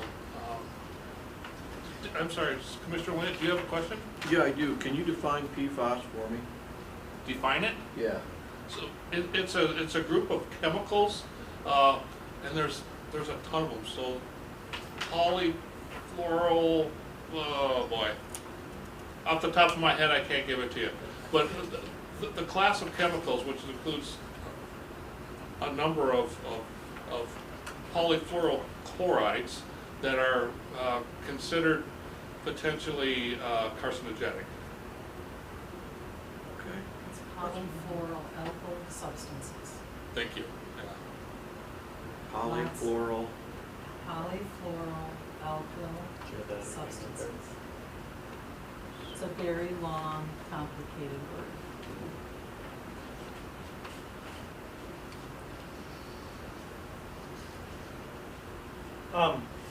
On the PFAS, quick, Paul, last week in one of the emails that I got from, I'm guessing all the other commissioners got this from Michigan Association of Counties, there was an item in that update that 3M has agreed to settle some litigation or issue a payout of $10 billion over 16 years. I'm sorry, over 13 years. But looking just at public water supplies that are dealing with PFAS, not dealing with individual residents. So do we have any public water? We don't have any public water supplies in our 3 counties that have indicated any PFAS that I'm aware of to this point. Okay.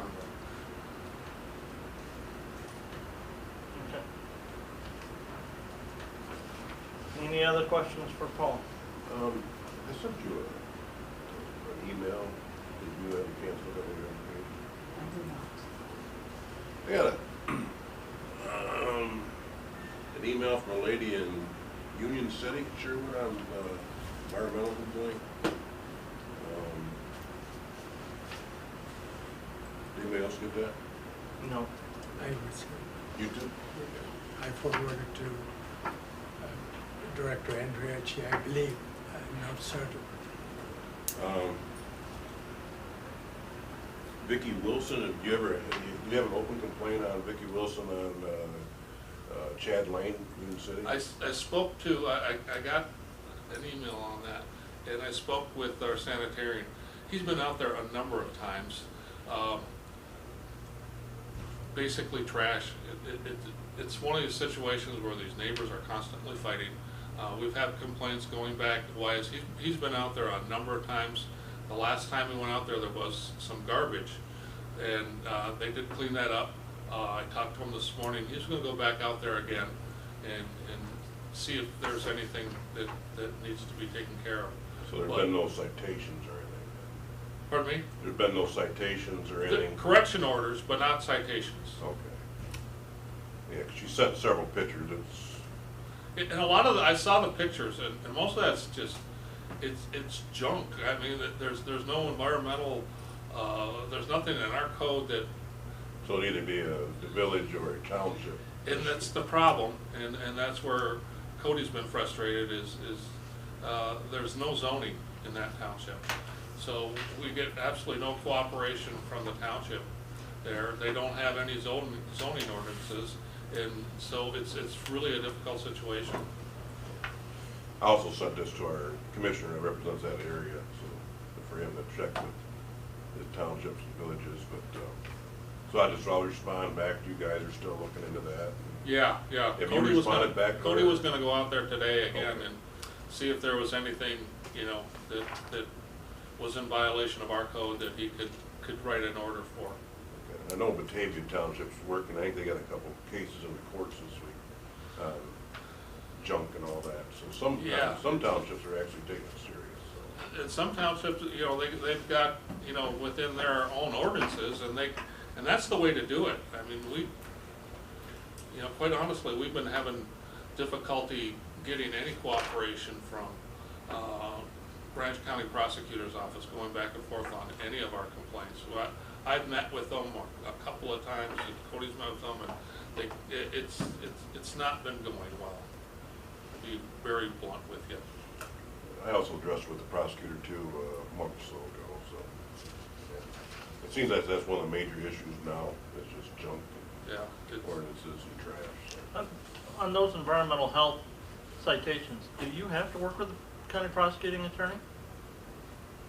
We just take those? The civil monetary infractions we can send out, but again, if we're not getting backing from the prosecutor, we have no way to collect that money. Or enforce it. Okay. Also, I see the Broadway Grill continues to be on your inspection, have a lot of violations on the follow-up. Is that, was those violations on the follow-up again, or is that the violation from the previous? I'd have to look at it real quick. It's on the first page of the inspection report, bottom.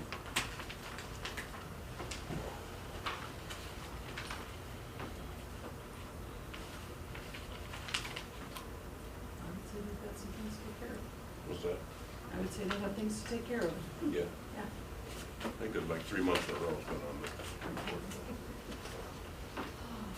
Okay. Not seeing it.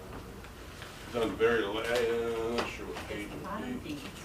Page 45, cold water. On page 45. Cold water, Broadway Grill, C. Oh, cold water, okay, that's why I didn't see it. That was on a follow-up. Yeah, wow. So yeah, they're having some problems. Well, on the very next page though, there's another follow-up from 6/27, and that indicates that they, at least at that point, had corrected their foundation and priority foundation items, so.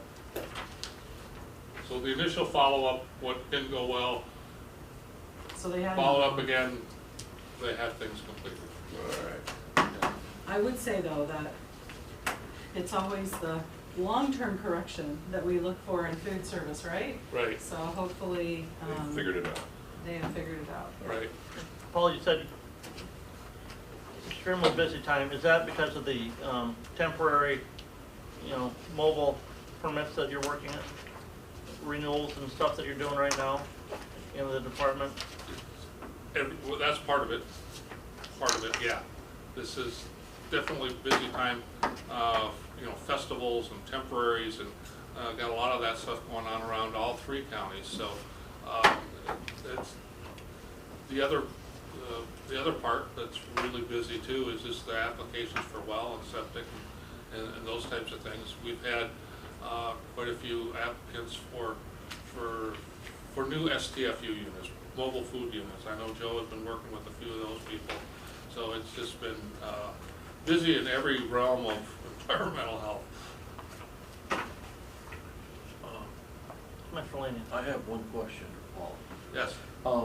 When you issue a citation like that for like junk or whatever, where do you draw the line between like junk farm equipment, cars, and like there'd be a separation for household waste? Okay, so the civil monetary penalties have very specific items that we can write a citation for. Okay. So farm implements, that would not be included. So really, we're looking at things that can really create a public health hazard, like sewage on the ground. That, you know, if somebody's running sewage on the ground, their septic system has failed, we might write a civil monetary violation for something like that. We reserve that for the very severe items. And if they're just piling up garbage? I mean, You know, household garbage? if it was severe enough, if somebody really had a lot of garbage, maybe, I could think of an example where people had a whole trailer full of garbage, a lot of it was baby diapers and such, that was pretty significant. And so in a situation like that, we may issue the civil monetary penalty. We try to go, that's kind of a last resort for us. We try to, you know, give them time, write them an order, give them an opportunity to correct it. And then if they don't correct it, then that would be kind of the last step.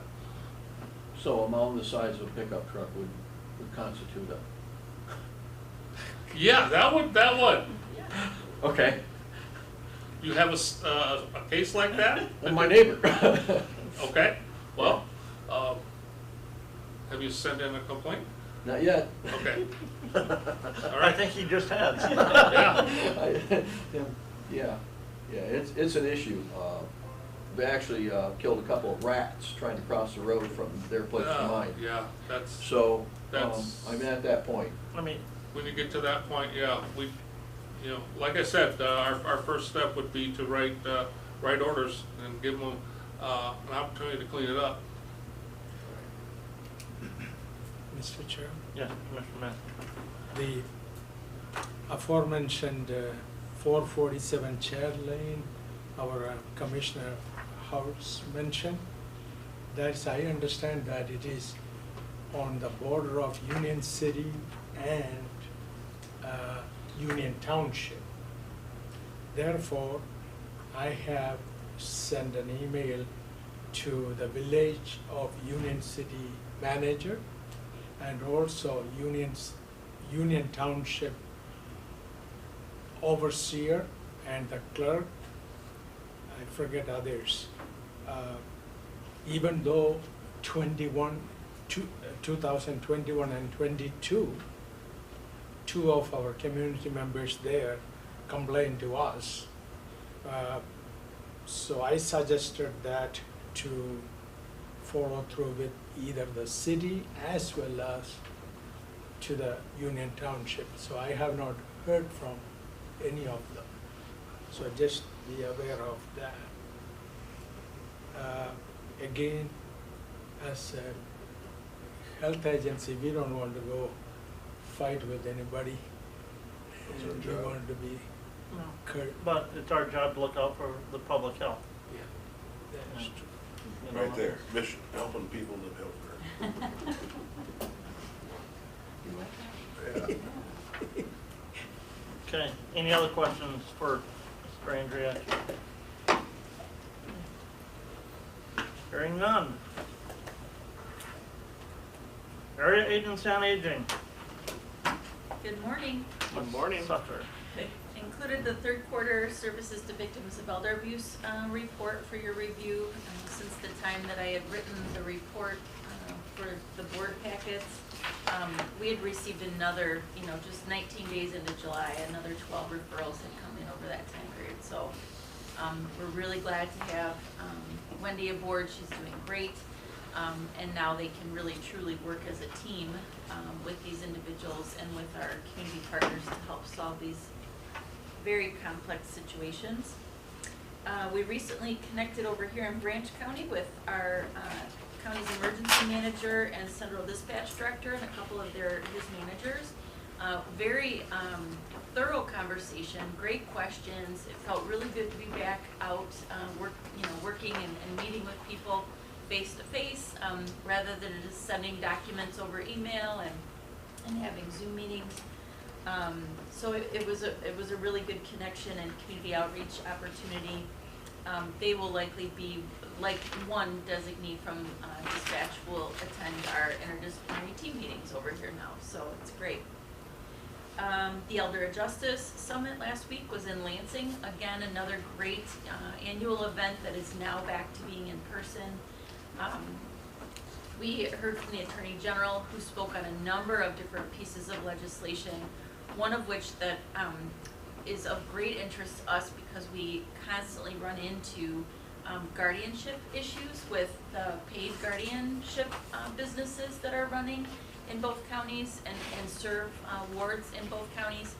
And so we're really hoping that the legislation passes so that there's a more specific credentialing process for guardianship businesses, as well as training, oversight and monitoring, so there would be a state level organization to oversee them.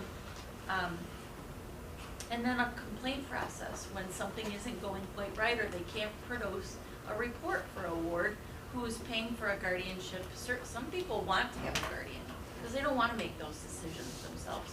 So those instances, you know, we've navigated a lot of different situations with guardians. So it was interesting that it's on the Attorney General's radar and among the Prosecuting Attorneys Association of Michigan and among Adult Protective Services staff. So it's a good thing that they're all talking about it, and hopefully we'll see some change soon.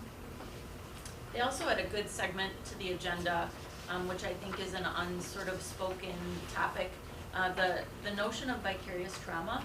And so for victim advocates working in this field and adult service workers and, you know, those that are in this elder justice sort of realm of service to the public, we see, hear, smell, and experience trauma in this line of work. And so it was really nice to hear from a very well-educated and experienced PhD, as well as an assistant prosecutor out of the Detroit area, share her trauma experience and how she overcame it and works on self-care and those types of things. So it was a really good thing, and especially for new staff in our agency, that those types of presentations don't happen very often around here. So it was great to have them with us to be together for that.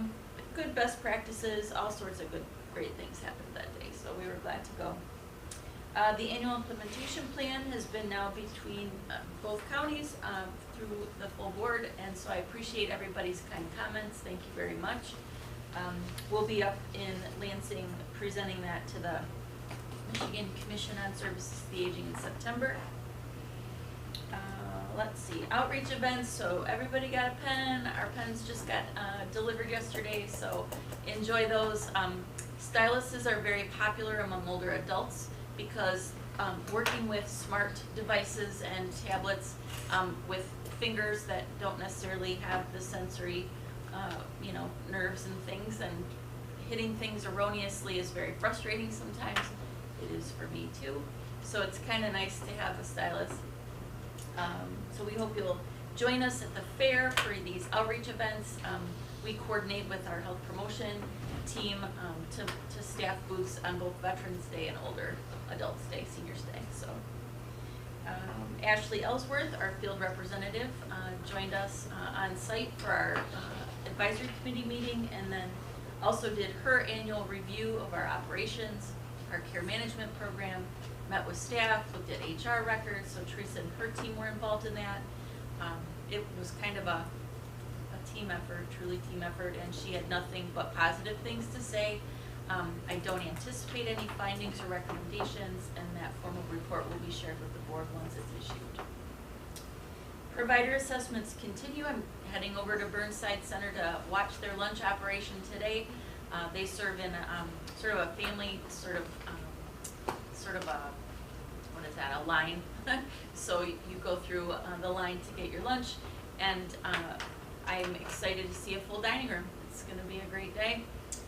People again are very satisfied with the meals over there, and their board is very attuned to the financial obligations, the contract that, the federal and state dollar portion of their contract, and then very in tune with Milestone, the actual provider and the producer of those meals, to assure that they're balanced and taste good and those types of things. So things so far are going well there. We also are going to go over to a home care agency in St. Joseph County, because the threshold in our standards that we have to follow for assessment of providers is 10 clients, and one of our providers has served 10 case management clients with personal care, homemaking, or respite. So we'll go take a peek at their systems and their operations to make sure they're following the Bureau guidelines as well. So, does anyone have any questions? The Coldwater Board of Public Utilities has like a streaming room, an education room.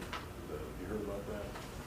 Yes, I believe I've presented to their customer service and or field staff in the past. Okay. I didn't know if it was something you could use to help educate. I understand it's an education room, right? I believe so. It's set up, it's a pretty large room. Teach older people or people who don't understand about streaming and what's Oh, available.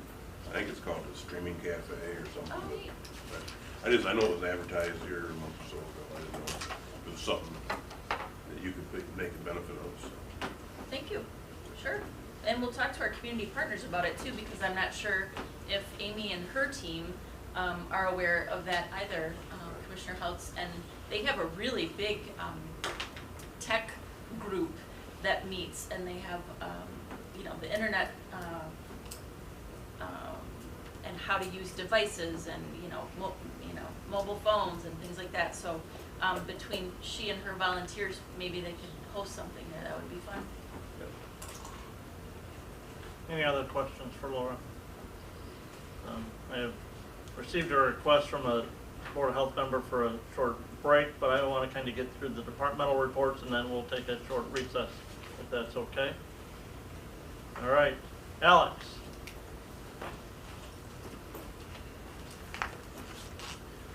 Good morning, everyone. Good morning. Or almost afternoon. I don't have a lot to update from our last meeting. June's kind of a calm before the storm for our department. We've been gearing up for county fairs and community carnivals, everything else that happens every weekend and every week now for the next few months. Our health educators, I believe I told you we had a new health educator hired back in May, Isabella Stikos. Her and Josh Engelhardt have been working hard to kind of utilize our online presence in a more unique and creative way. That way we can re-engage with the community, we can bring in more people to our pages. It's an easier way to get information out there, and they have been doing a great job. They've started promo contests, which basically is just a way to get people to get to our pages, and it could be, we've partnered with coffee shops and other places just to get a little gift card. They enter stuff, they follow our pages. If they win, they get a gift card. They also have been doing the We Are Public Health videos. If you haven't seen them, they're basically short video clips from staff across the agency, whether, I believe Laura's done one, Becky's done one. Last week we did one with Rule and Ryan, our 2 vector techs. They did a really cool video going over mosquito safety, how they capture mosquitoes, what they do with them afterwards. So it's just something to give the community a better idea of what people actually do here. Those videos go up on our social media pages, and they actually had a 17% jump in our social media reach last month, which is, in comparison to every other jump we've had, enormous. I think before the largest one we had was maybe 3%, 4%. So they're really trying to branch out and figure out better new ways to use social media, since that's the world we live in and we have to. Speaking of social media pages, some of the stuff we focused on for Facebook, Instagram, our YouTube channel, which we have not utilized that much yet. Last last week was Safety Month, or last month, sorry, Safety Month, Alzheimer's Month, Oral Health Month, Pool Safety Awareness, Excessive Heat Safety, Sickle Cell Awareness Day, Mosquito Awareness Week, and HIV Testing Day. Those are some of the things that we focused on our many posts on social media. So moving on to the marijuana operations and oversight grant, I've kind of talked a lot about this the last few meetings. We're nothing really new. We're finishing up a lot of the projects. Everything needs to be done by the end of August. The first thing we did was renew our contract with Beta for the design that's already on the first bus. That's completed. The second bus, which we created a new design for, the design is finalized and been printed, so we're just waiting for, we use Tucky Motorsports here in Coldwater. They will be putting the design on the bus. Actually, that was supposed to start yesterday, but with the rain, I highly doubt that they got to it. So that'll be happening soon. The only money we have left under this grant is for St. Joe County. We had been looking into their transit bus line. They wanted to kind of see if they could do what Branch has done and put advertisements on the sides of buses, and they actually want to do them on the inside as well. We didn't know if it would get approved in time for us to actually do that, but it has been, and we're gonna give it a go.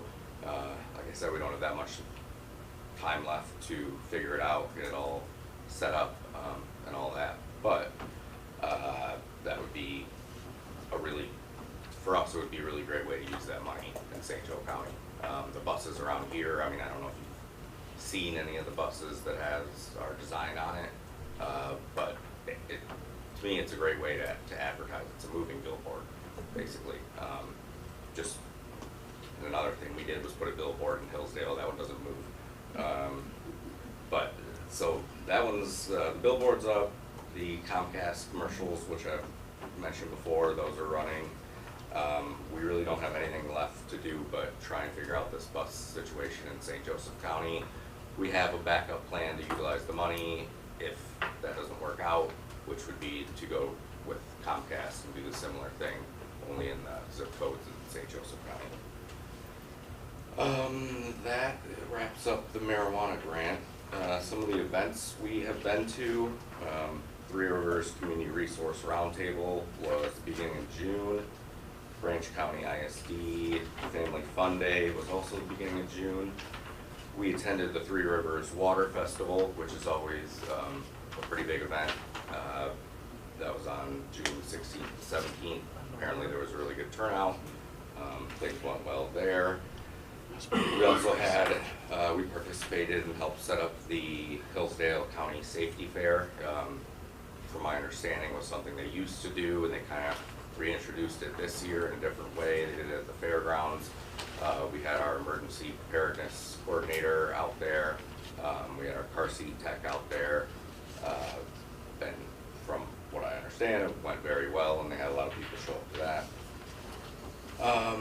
Also, speaking of car seats, our health educator, Isabella,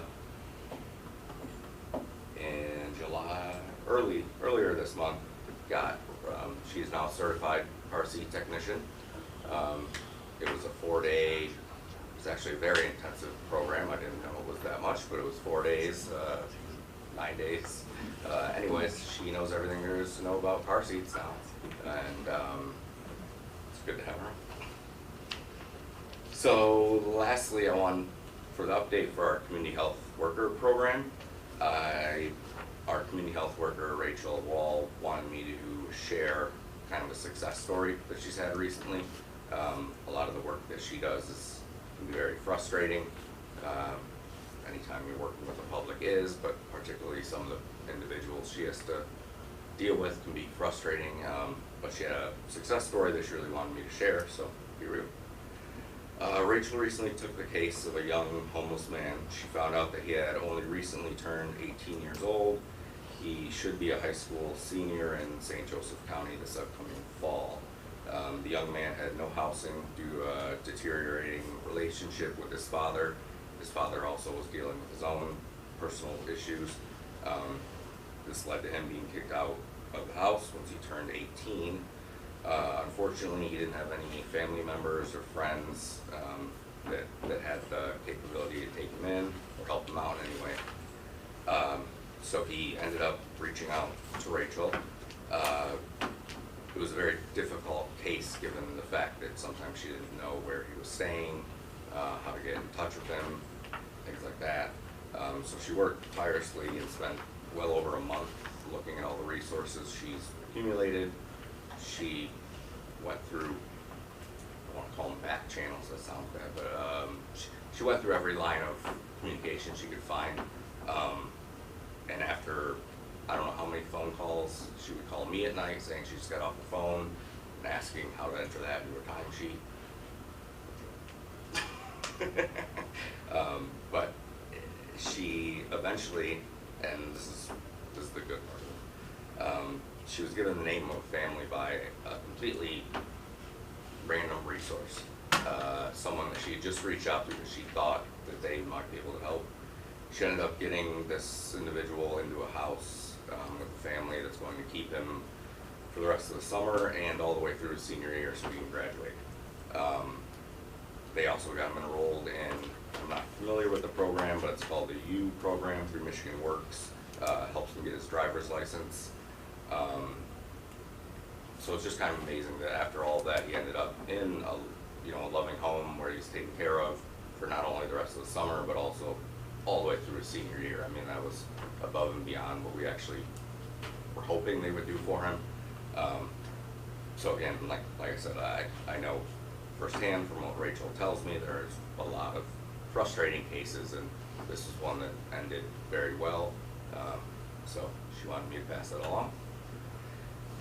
That is all I have. Questions? Is the teen share in Branch County, was that a viable option? Sorry, what was that? Teen share? She looked into it. There was something, I don't know if they didn't have the resources or he didn't play his part for a little bit in the beginning, didn't show up to some meetings and some things that she was trying. But I think it says more about her that she kept going and kept at it at least long enough to make this happen. But yes, I know she did. She just, for whatever reason, none of the resources worked out for a long time. Well, it sounds like a positive ending. That's good. Keep in mind, I'm on the transportation board also over in St. Joseph County. So, and I know it was approved, so that should be green lighted. If you need help with Alan or. We actually, well, Josh should be setting up a meeting now. We were gonna have a Zoom with Alan later today to kind of iron some things out. If you need help, just let me know. Appreciate it. Yeah, it's a little bit of a time crunch at this point. Yeah. I know your social media data here for the month of June. Did you do a Facebook Live, or did we do a Facebook Live maybe out by the river in south of Three Rivers? After that, sewage bill advising people to avoid contact with the water, or maybe do a follow-up a couple days later on that? We didn't go out there to do a video. Did you hear that we did do one, or you No, I was just wondering, we should have? you know, right, you know, maybe some of those Facebook Lives when you're sitting in an office or not. No, and that's a good idea. In hindsight being 2020, that would have been an excellent idea, but going forward, absolutely. Yeah. The person doing it could have gone viral in more ways than one. I think that might have also been a concern. Well, but knowing how big that river is, I'm leaving. 500,000 gallon of water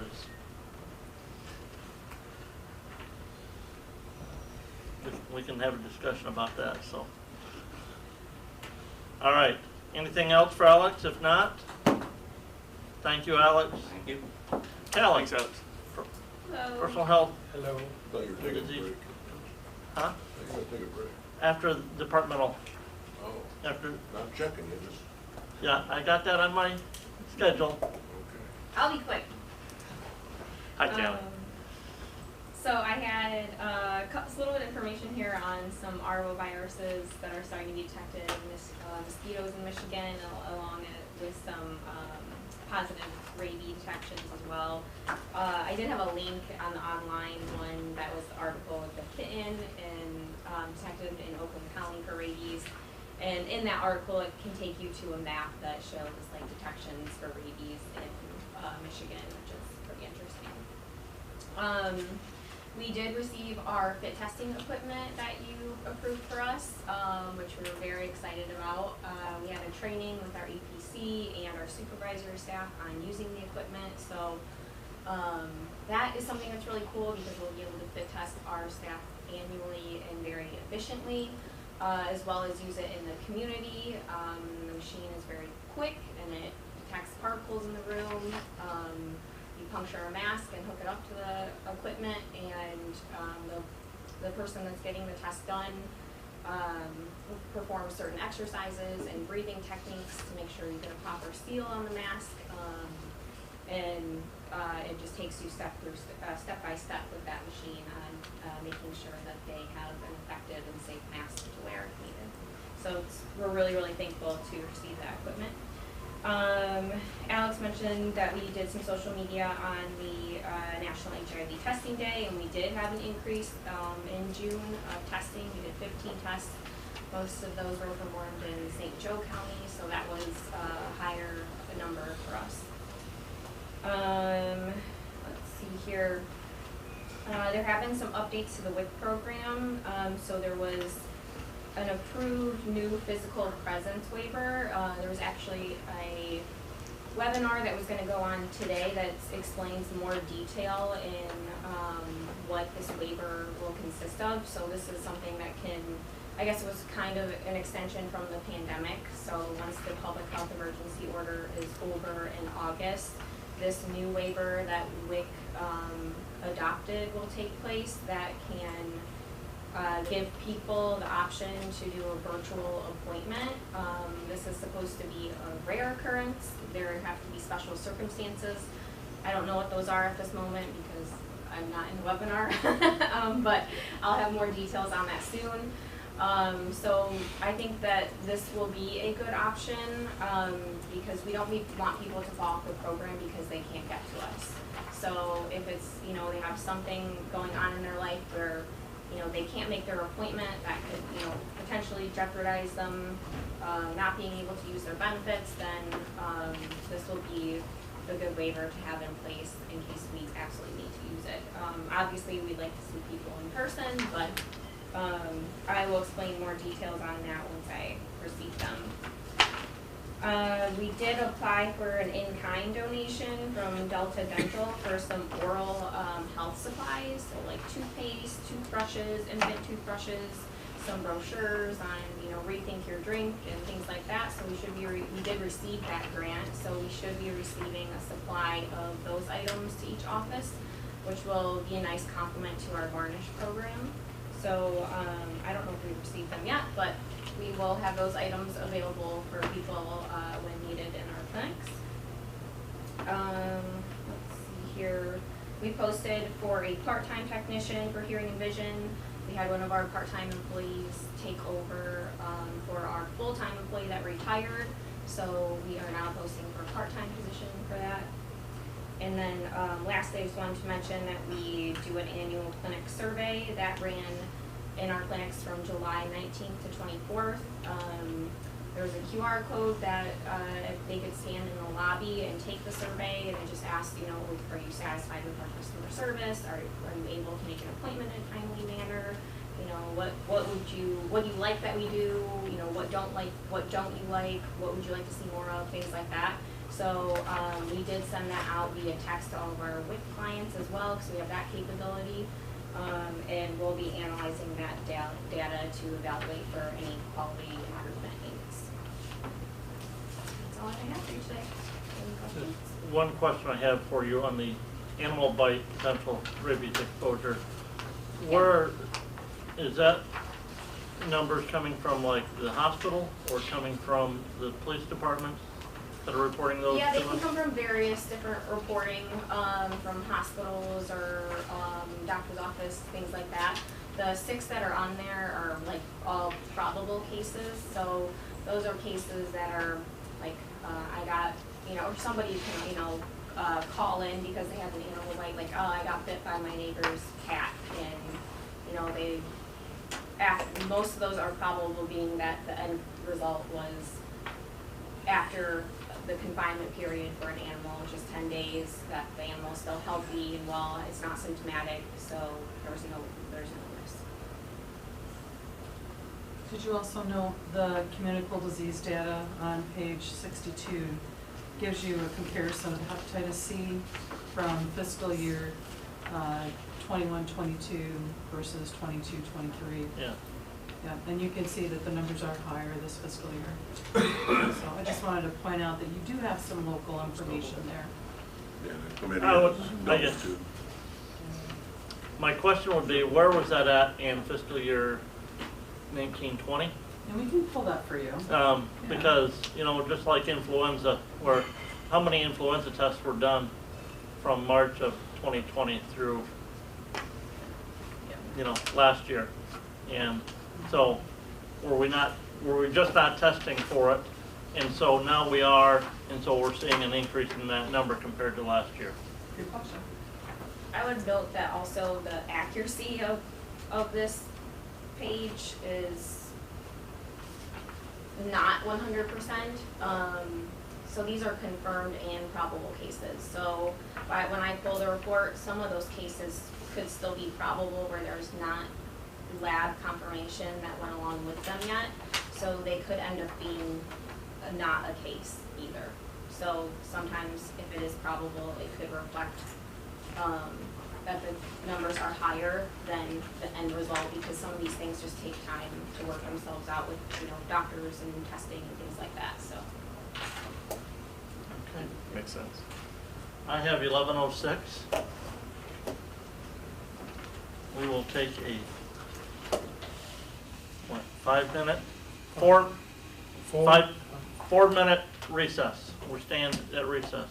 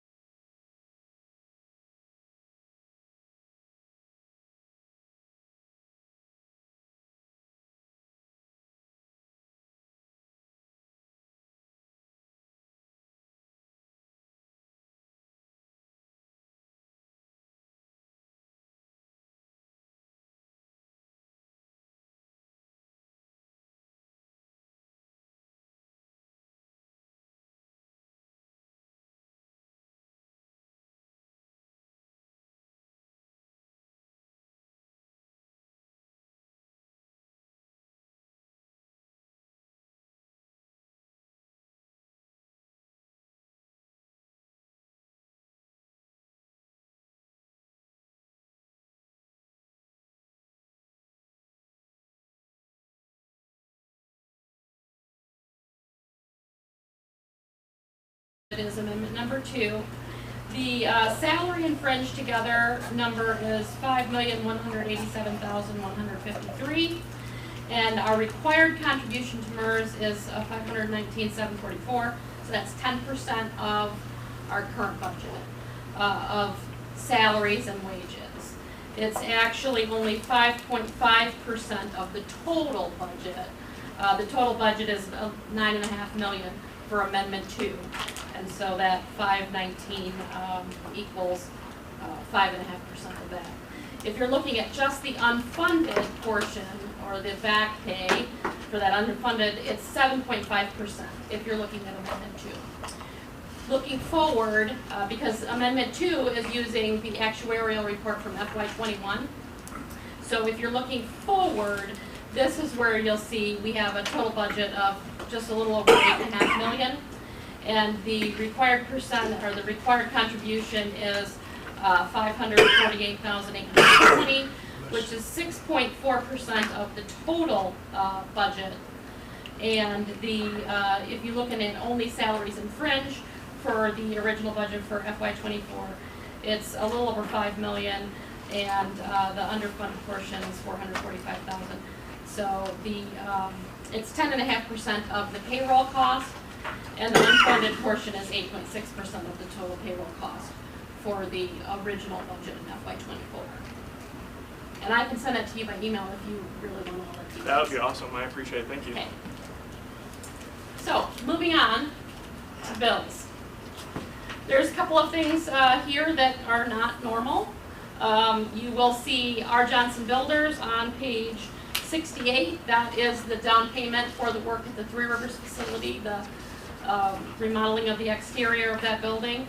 Then you'll also see the RDK, there's 2 there for RDK asphalt, and those are the final payments for the Hillsdale parking lot. And then on the next page, you'll see Zoho Corporation, that's new, that is the new email vendor.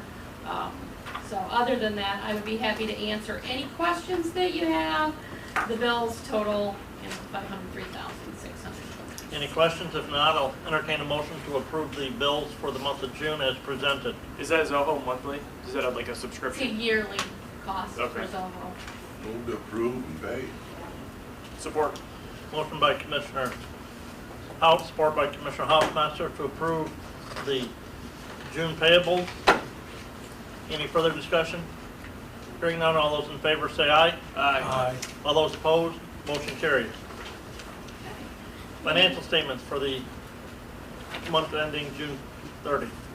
Yeah, moving on, you'll see your balance sheet with balanced budget, your cash disbursements, and then your expense by program. We have just a few programs that are running over, which you'll see the explanations on page 74. We are currently 13.89% under budget. We expect to be somewhat under budget because some of these dollars we know we're not going to spend. There is far too much money in COVID immunizations for the work that we have to do with that right now, so we know we're not going to spend the whole grant. So we are under budget.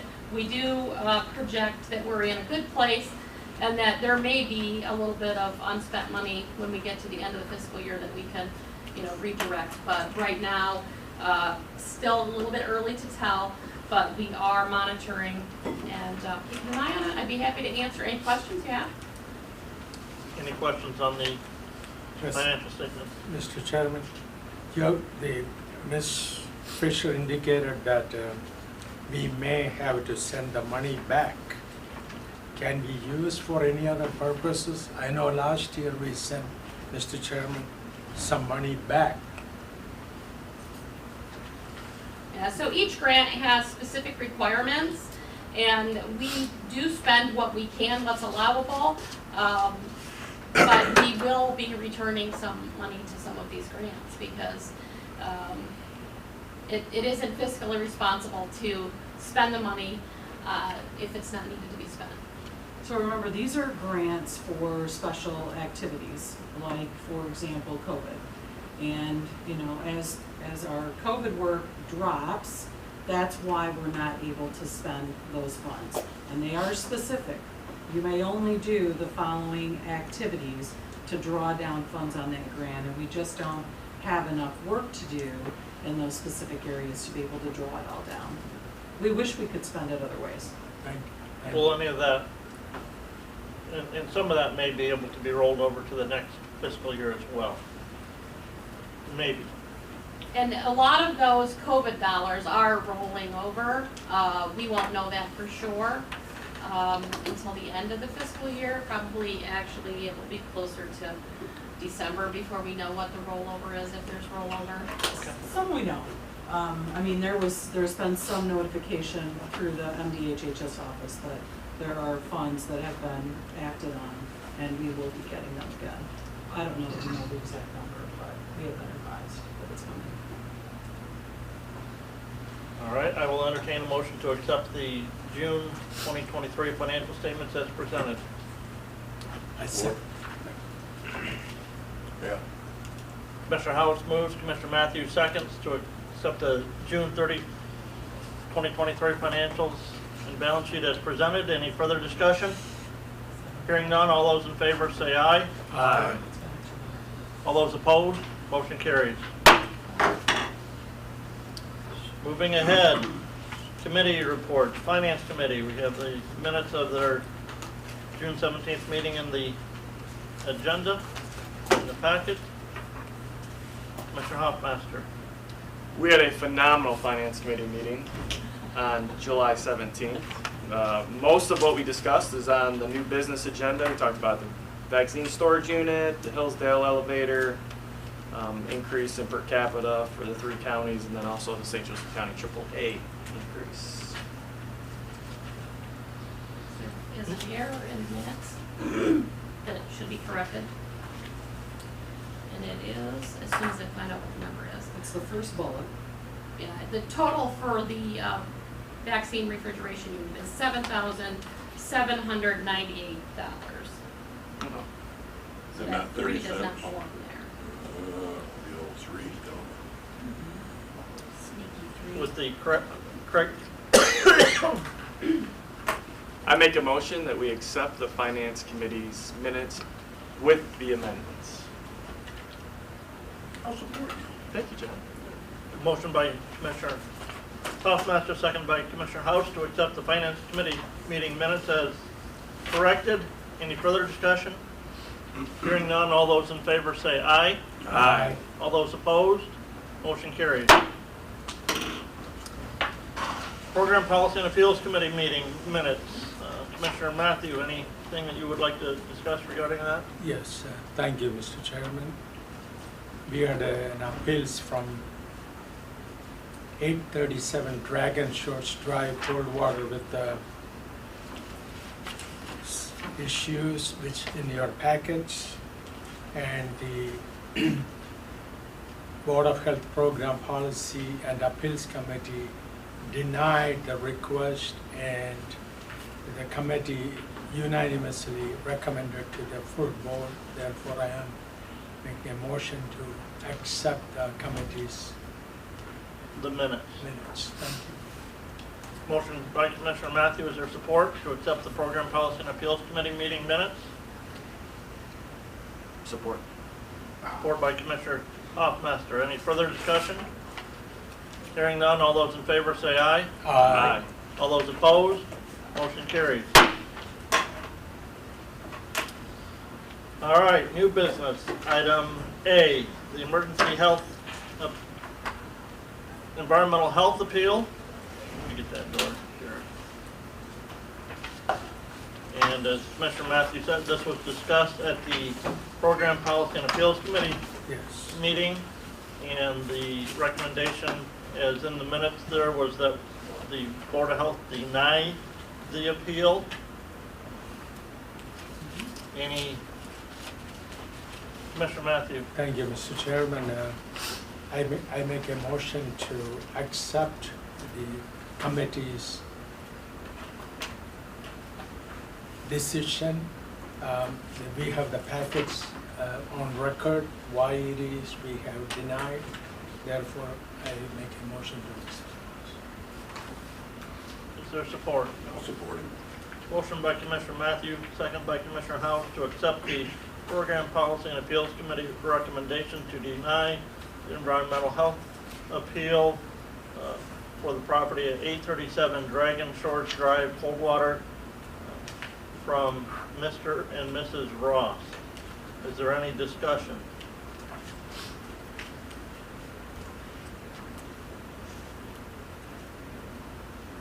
And this is on page 77 through page 92 of the packet. The Rosses were at our Program Policy and Appeals Committee meeting minutes. They fully understand the reasoning that we had to use for denying that appeal. So, yeah. So, any other discussion? Hearing none, those in favor of accepting the committee's recommendations, say aye. Aye.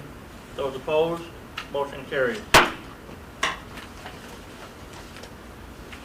Up next, the vaccine storage unit. Teresa or Becky, which one of you want to discuss this? Sure, so the quotation there is on page 93. We had 3 quotes Callie collected. The one we are recommending is the one on page 93, and the Finance Committee reviewed and moved this forward for your adoption. Is that for this facility? It is, Okay. yeah. It replaces an older unit, or is intended to. And it will be covered through grant funds, the payment of it. That was the Yeah, we looked it over. presentation on that, our meeting on Tuesday, Yeah. right? So I will entertain a motion to accept the bid from PHCBI for the vaccine storage unit. Support. Motion by Commissioner Howard, second by Commissioner Hoffmaster, that we move to approve the bid from PHCBI for the refrigeration unit for the Coldwater facility. And this is a question I had that came up. Do we have a backup generator here? Mm-hmm. Is there one at all of our offices? Mm-hmm. Not in Sturgis. Not in- That's true. Okay.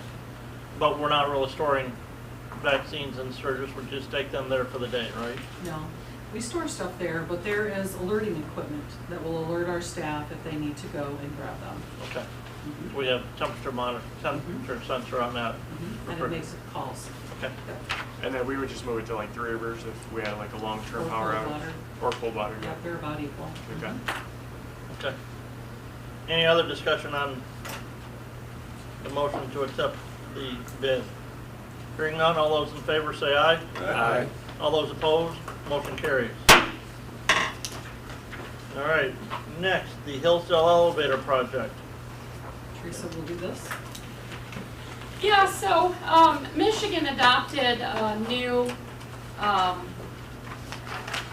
elevator stuff, rules. Code. And they went from 17.1, which focused on new and construction and, large renovations, to looking at 17.3, which focuses on all existing elevators.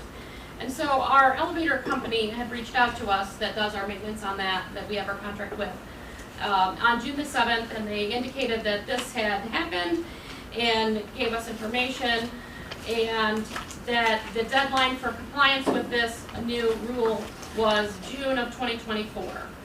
Then the day that I sent out the Board of Health Program Policy and Appeals packet information, about 10 minutes after I sent that out, I received the communication that you'll see on page 119, which indicates that there has been a change which backs up the compliance date now to December of 2027.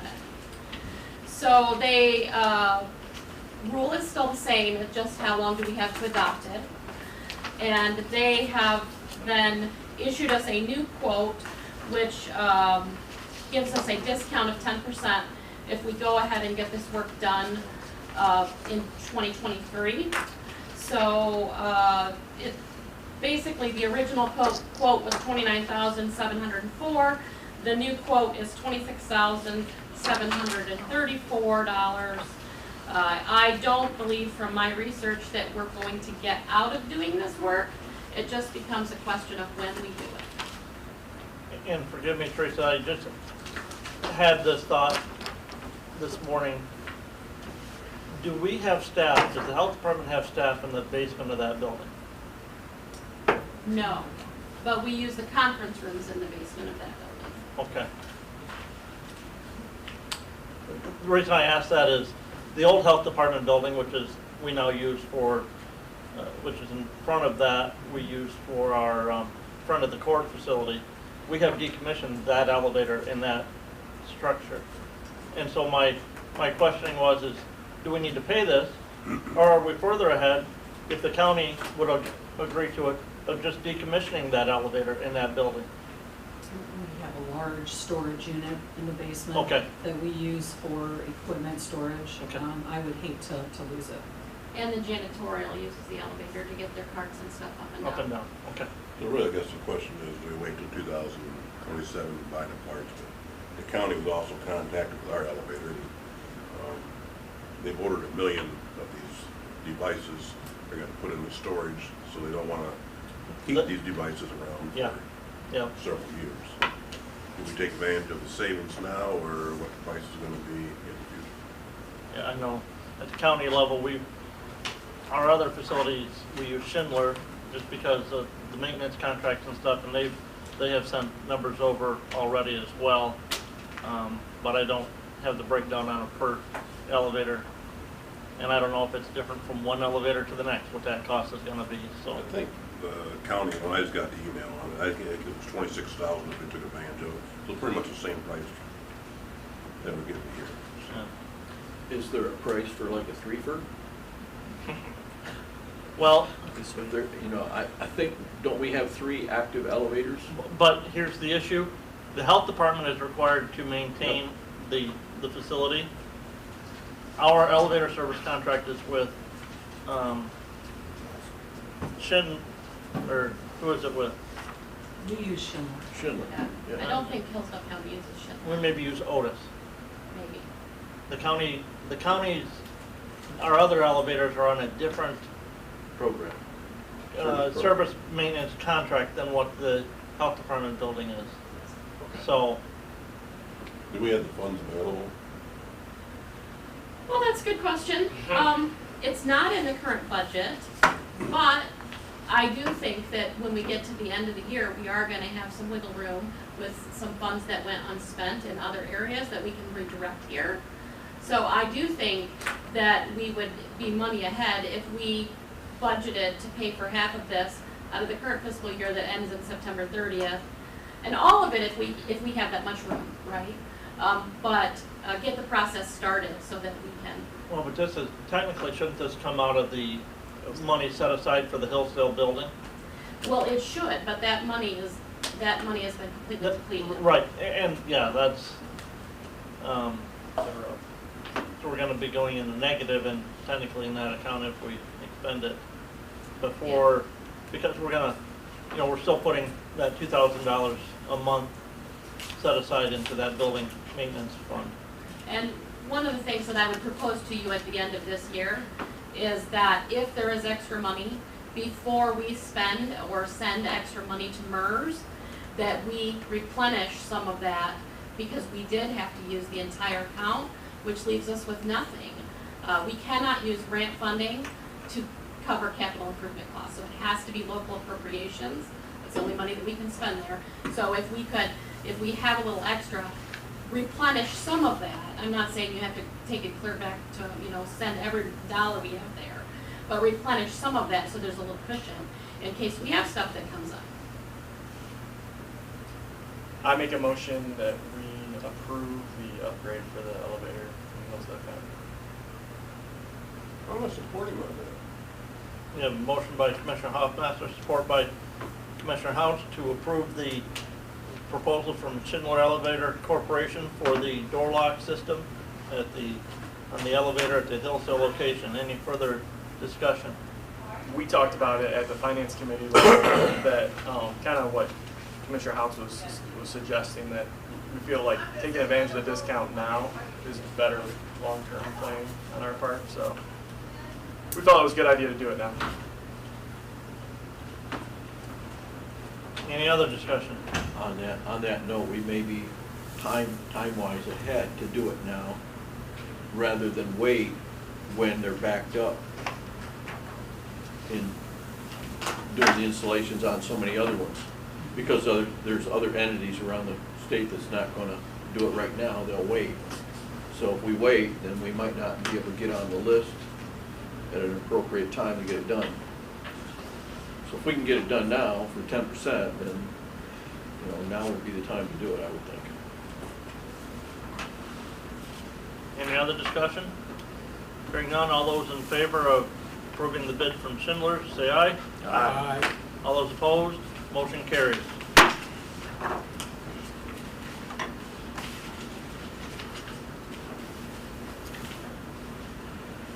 143. The next item is county appropriations. What is, Mr. Chairman? Please. Page 143.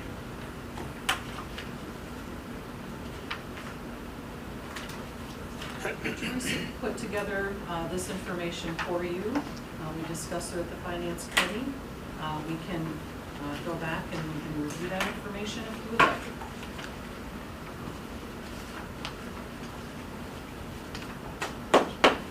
There was a lot of additional information provided this year that Teresa researched for you. Quite the history. Commissioner Matthew. Thank you, Mr. Chairman. I request that we postpone until September meeting. Support. We have a motion to postpone this decision until the September meeting. And it by Commissioner Matthews, supported by Commissioner Lanius. Is there a discussion on the motion to postpone? Yes. Thank you, Mr. Chairman. There are a few, I can only represent my county, and that is, we are doing our budget and we are asking not yet directly asking all the departments to either cut or stay as it is, their budget for next year. In addition to that, I don't know, it will fly before other commissioners asking another, I believe it is a 0.15. We already, if I am not mistaken, we already budgeted for 5 point something. I had the notes here somehow disappeared. We do You may 530. correct, Mr. Chair. And then they want to go to 545. Right, the budget we adopted was at $5.30 per capita. Thank you. And at the county, the Branch County level, that's only $6,000 more to our budget, at 15 cents. So, but we can hash it out. I presented it to our board last night. I'm sure we'll discuss it a little further, but as we are preparing for our budget going forward for 2024, for the county level, just at our level, it's $6,000. If I could, one of the reasons that this is on the agenda in July is because we were asked by the counties to bring it to them earlier because they're starting their budget process and they want to know, what we're asking for. That is why it is here in July. We used to do it later, but the counties wanted us to do it sooner because this is when they're starting their budget. I have to meet, or Rebecca and I will meet with Administrator Norman in August on this. And he's going to ask us, well, what are you asking me for? And that is why this is here and not in September. Do we at the county level then approve that? So if we approve it here, then it goes to each individual county to approve it as well, correct? Exactly. Just to make sure the process is okay. I would say that I am fine with voting for it today, for those, because then it ultimately is going to fall on the county boards, yay or nay. Yeah, so I have no problem with either recommending it or not recommending it today, personally. The motion on the floor is to postpone until September. And Becky, you said something today that, you know, in the new budget, there's 25 million that's now going to be additional that's going to be distributed, but we don't know. We do not know. We don't know how or where, but hopefully by September we do. I would hope. I know in Hillsdale County, we have sent out those budget requests to all of our department heads. Those are due back from the department heads in August. The budget committee will start meeting in September with those department heads, but we won't have those numbers finalized in that budget to present back to the board till hopefully early November. So there's still time. Our request is only saying this is what our board recommendation is, and when everybody works their budget and come back and say we're not going to do 15, we want to do 12. I have no problem with also moving forward. It's just our recommendation. The counties, at least they know what they got to work with from here going forward. So, you know, we did hash out quite a bit of this in the finance committee meeting. You know, the conversation continues to be, there is a 50-50 cost share element within the public health code. Our ELPHS funds are greater than 50% from the state. So the county appropriation is less than 50%. This has not been made an issue of at this point. But if it were to be, you know, the counties would have to fund us at a higher level to meet the rules within Act 368. So just, you know, want to make sure that you point that out yet again. And also the funding we used to receive in the earlier 90s was significantly greater than the local funding we receive today. So again, I don't want to rehash what the committee discussed, but I think it's important to point those out. If we get more funds from that $25 million, that's only going to push up that percentage disparity, right? It will, although I will be honest and share with you that the MDHHS has said they do not intend to change the maintenance of effort number.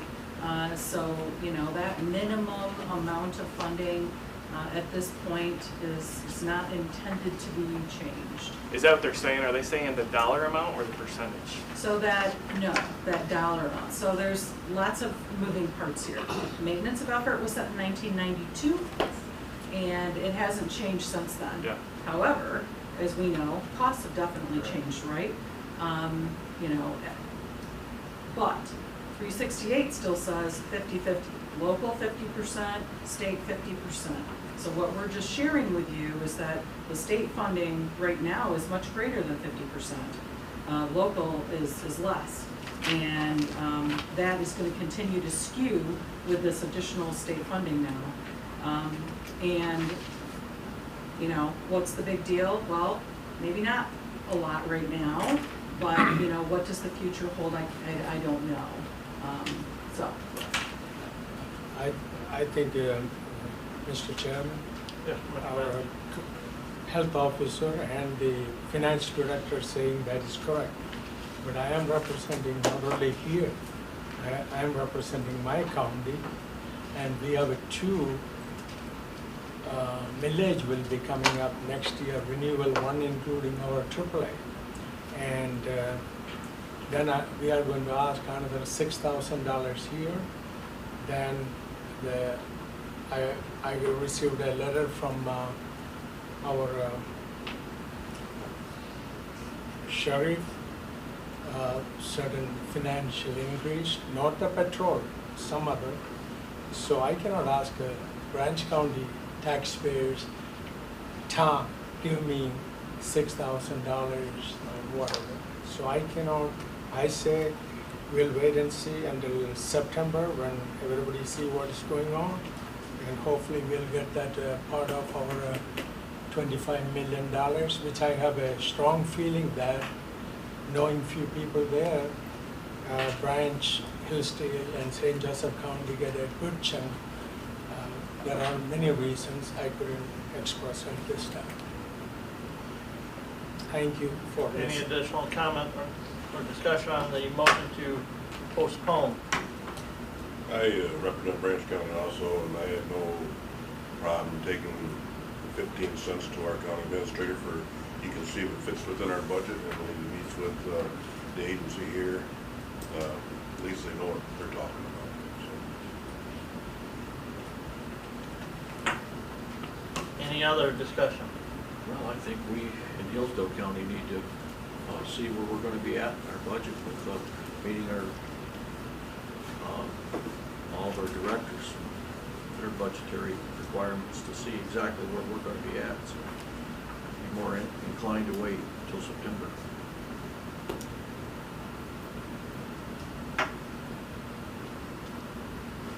Any other discussion? Hearing none, we will do a roll call vote on the motion to postpone until our September meeting. Commissioner Matthew, Yes. Commissioner Houts, No. Commissioner Hoffmaster, No. Commissioner Leininger, Yes. Commissioner Lanius. Yes. Motion to suspend passes. To postpone passes, excuse me. That will be on our September. Just for an explanation of why I voted yes. We just voted on a budget that used the $5.30 cost basis, and then the following month, we're looking at this increase. If we're gonna do this, I think it should have been with that budget. The other thing is, our next meeting, we have a planned educational session on the 90 central health programs that we are to provide, that we're funding with this, some of this local appropriation. Not all of this local appropriation goes to that, but some of it. And I think I've got some questions through that training that may better inform me on voting yes or no for that budgetary, for that appropriation request change.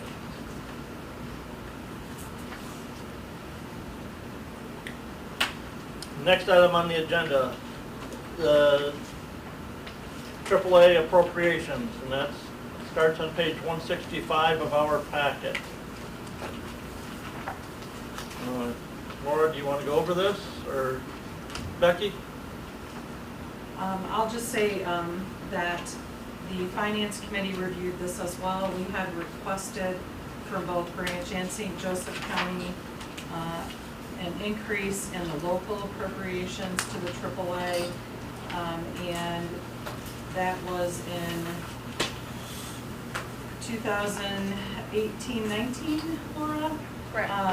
And Branch County did approve the increased funding. St. Joseph County at that time did not.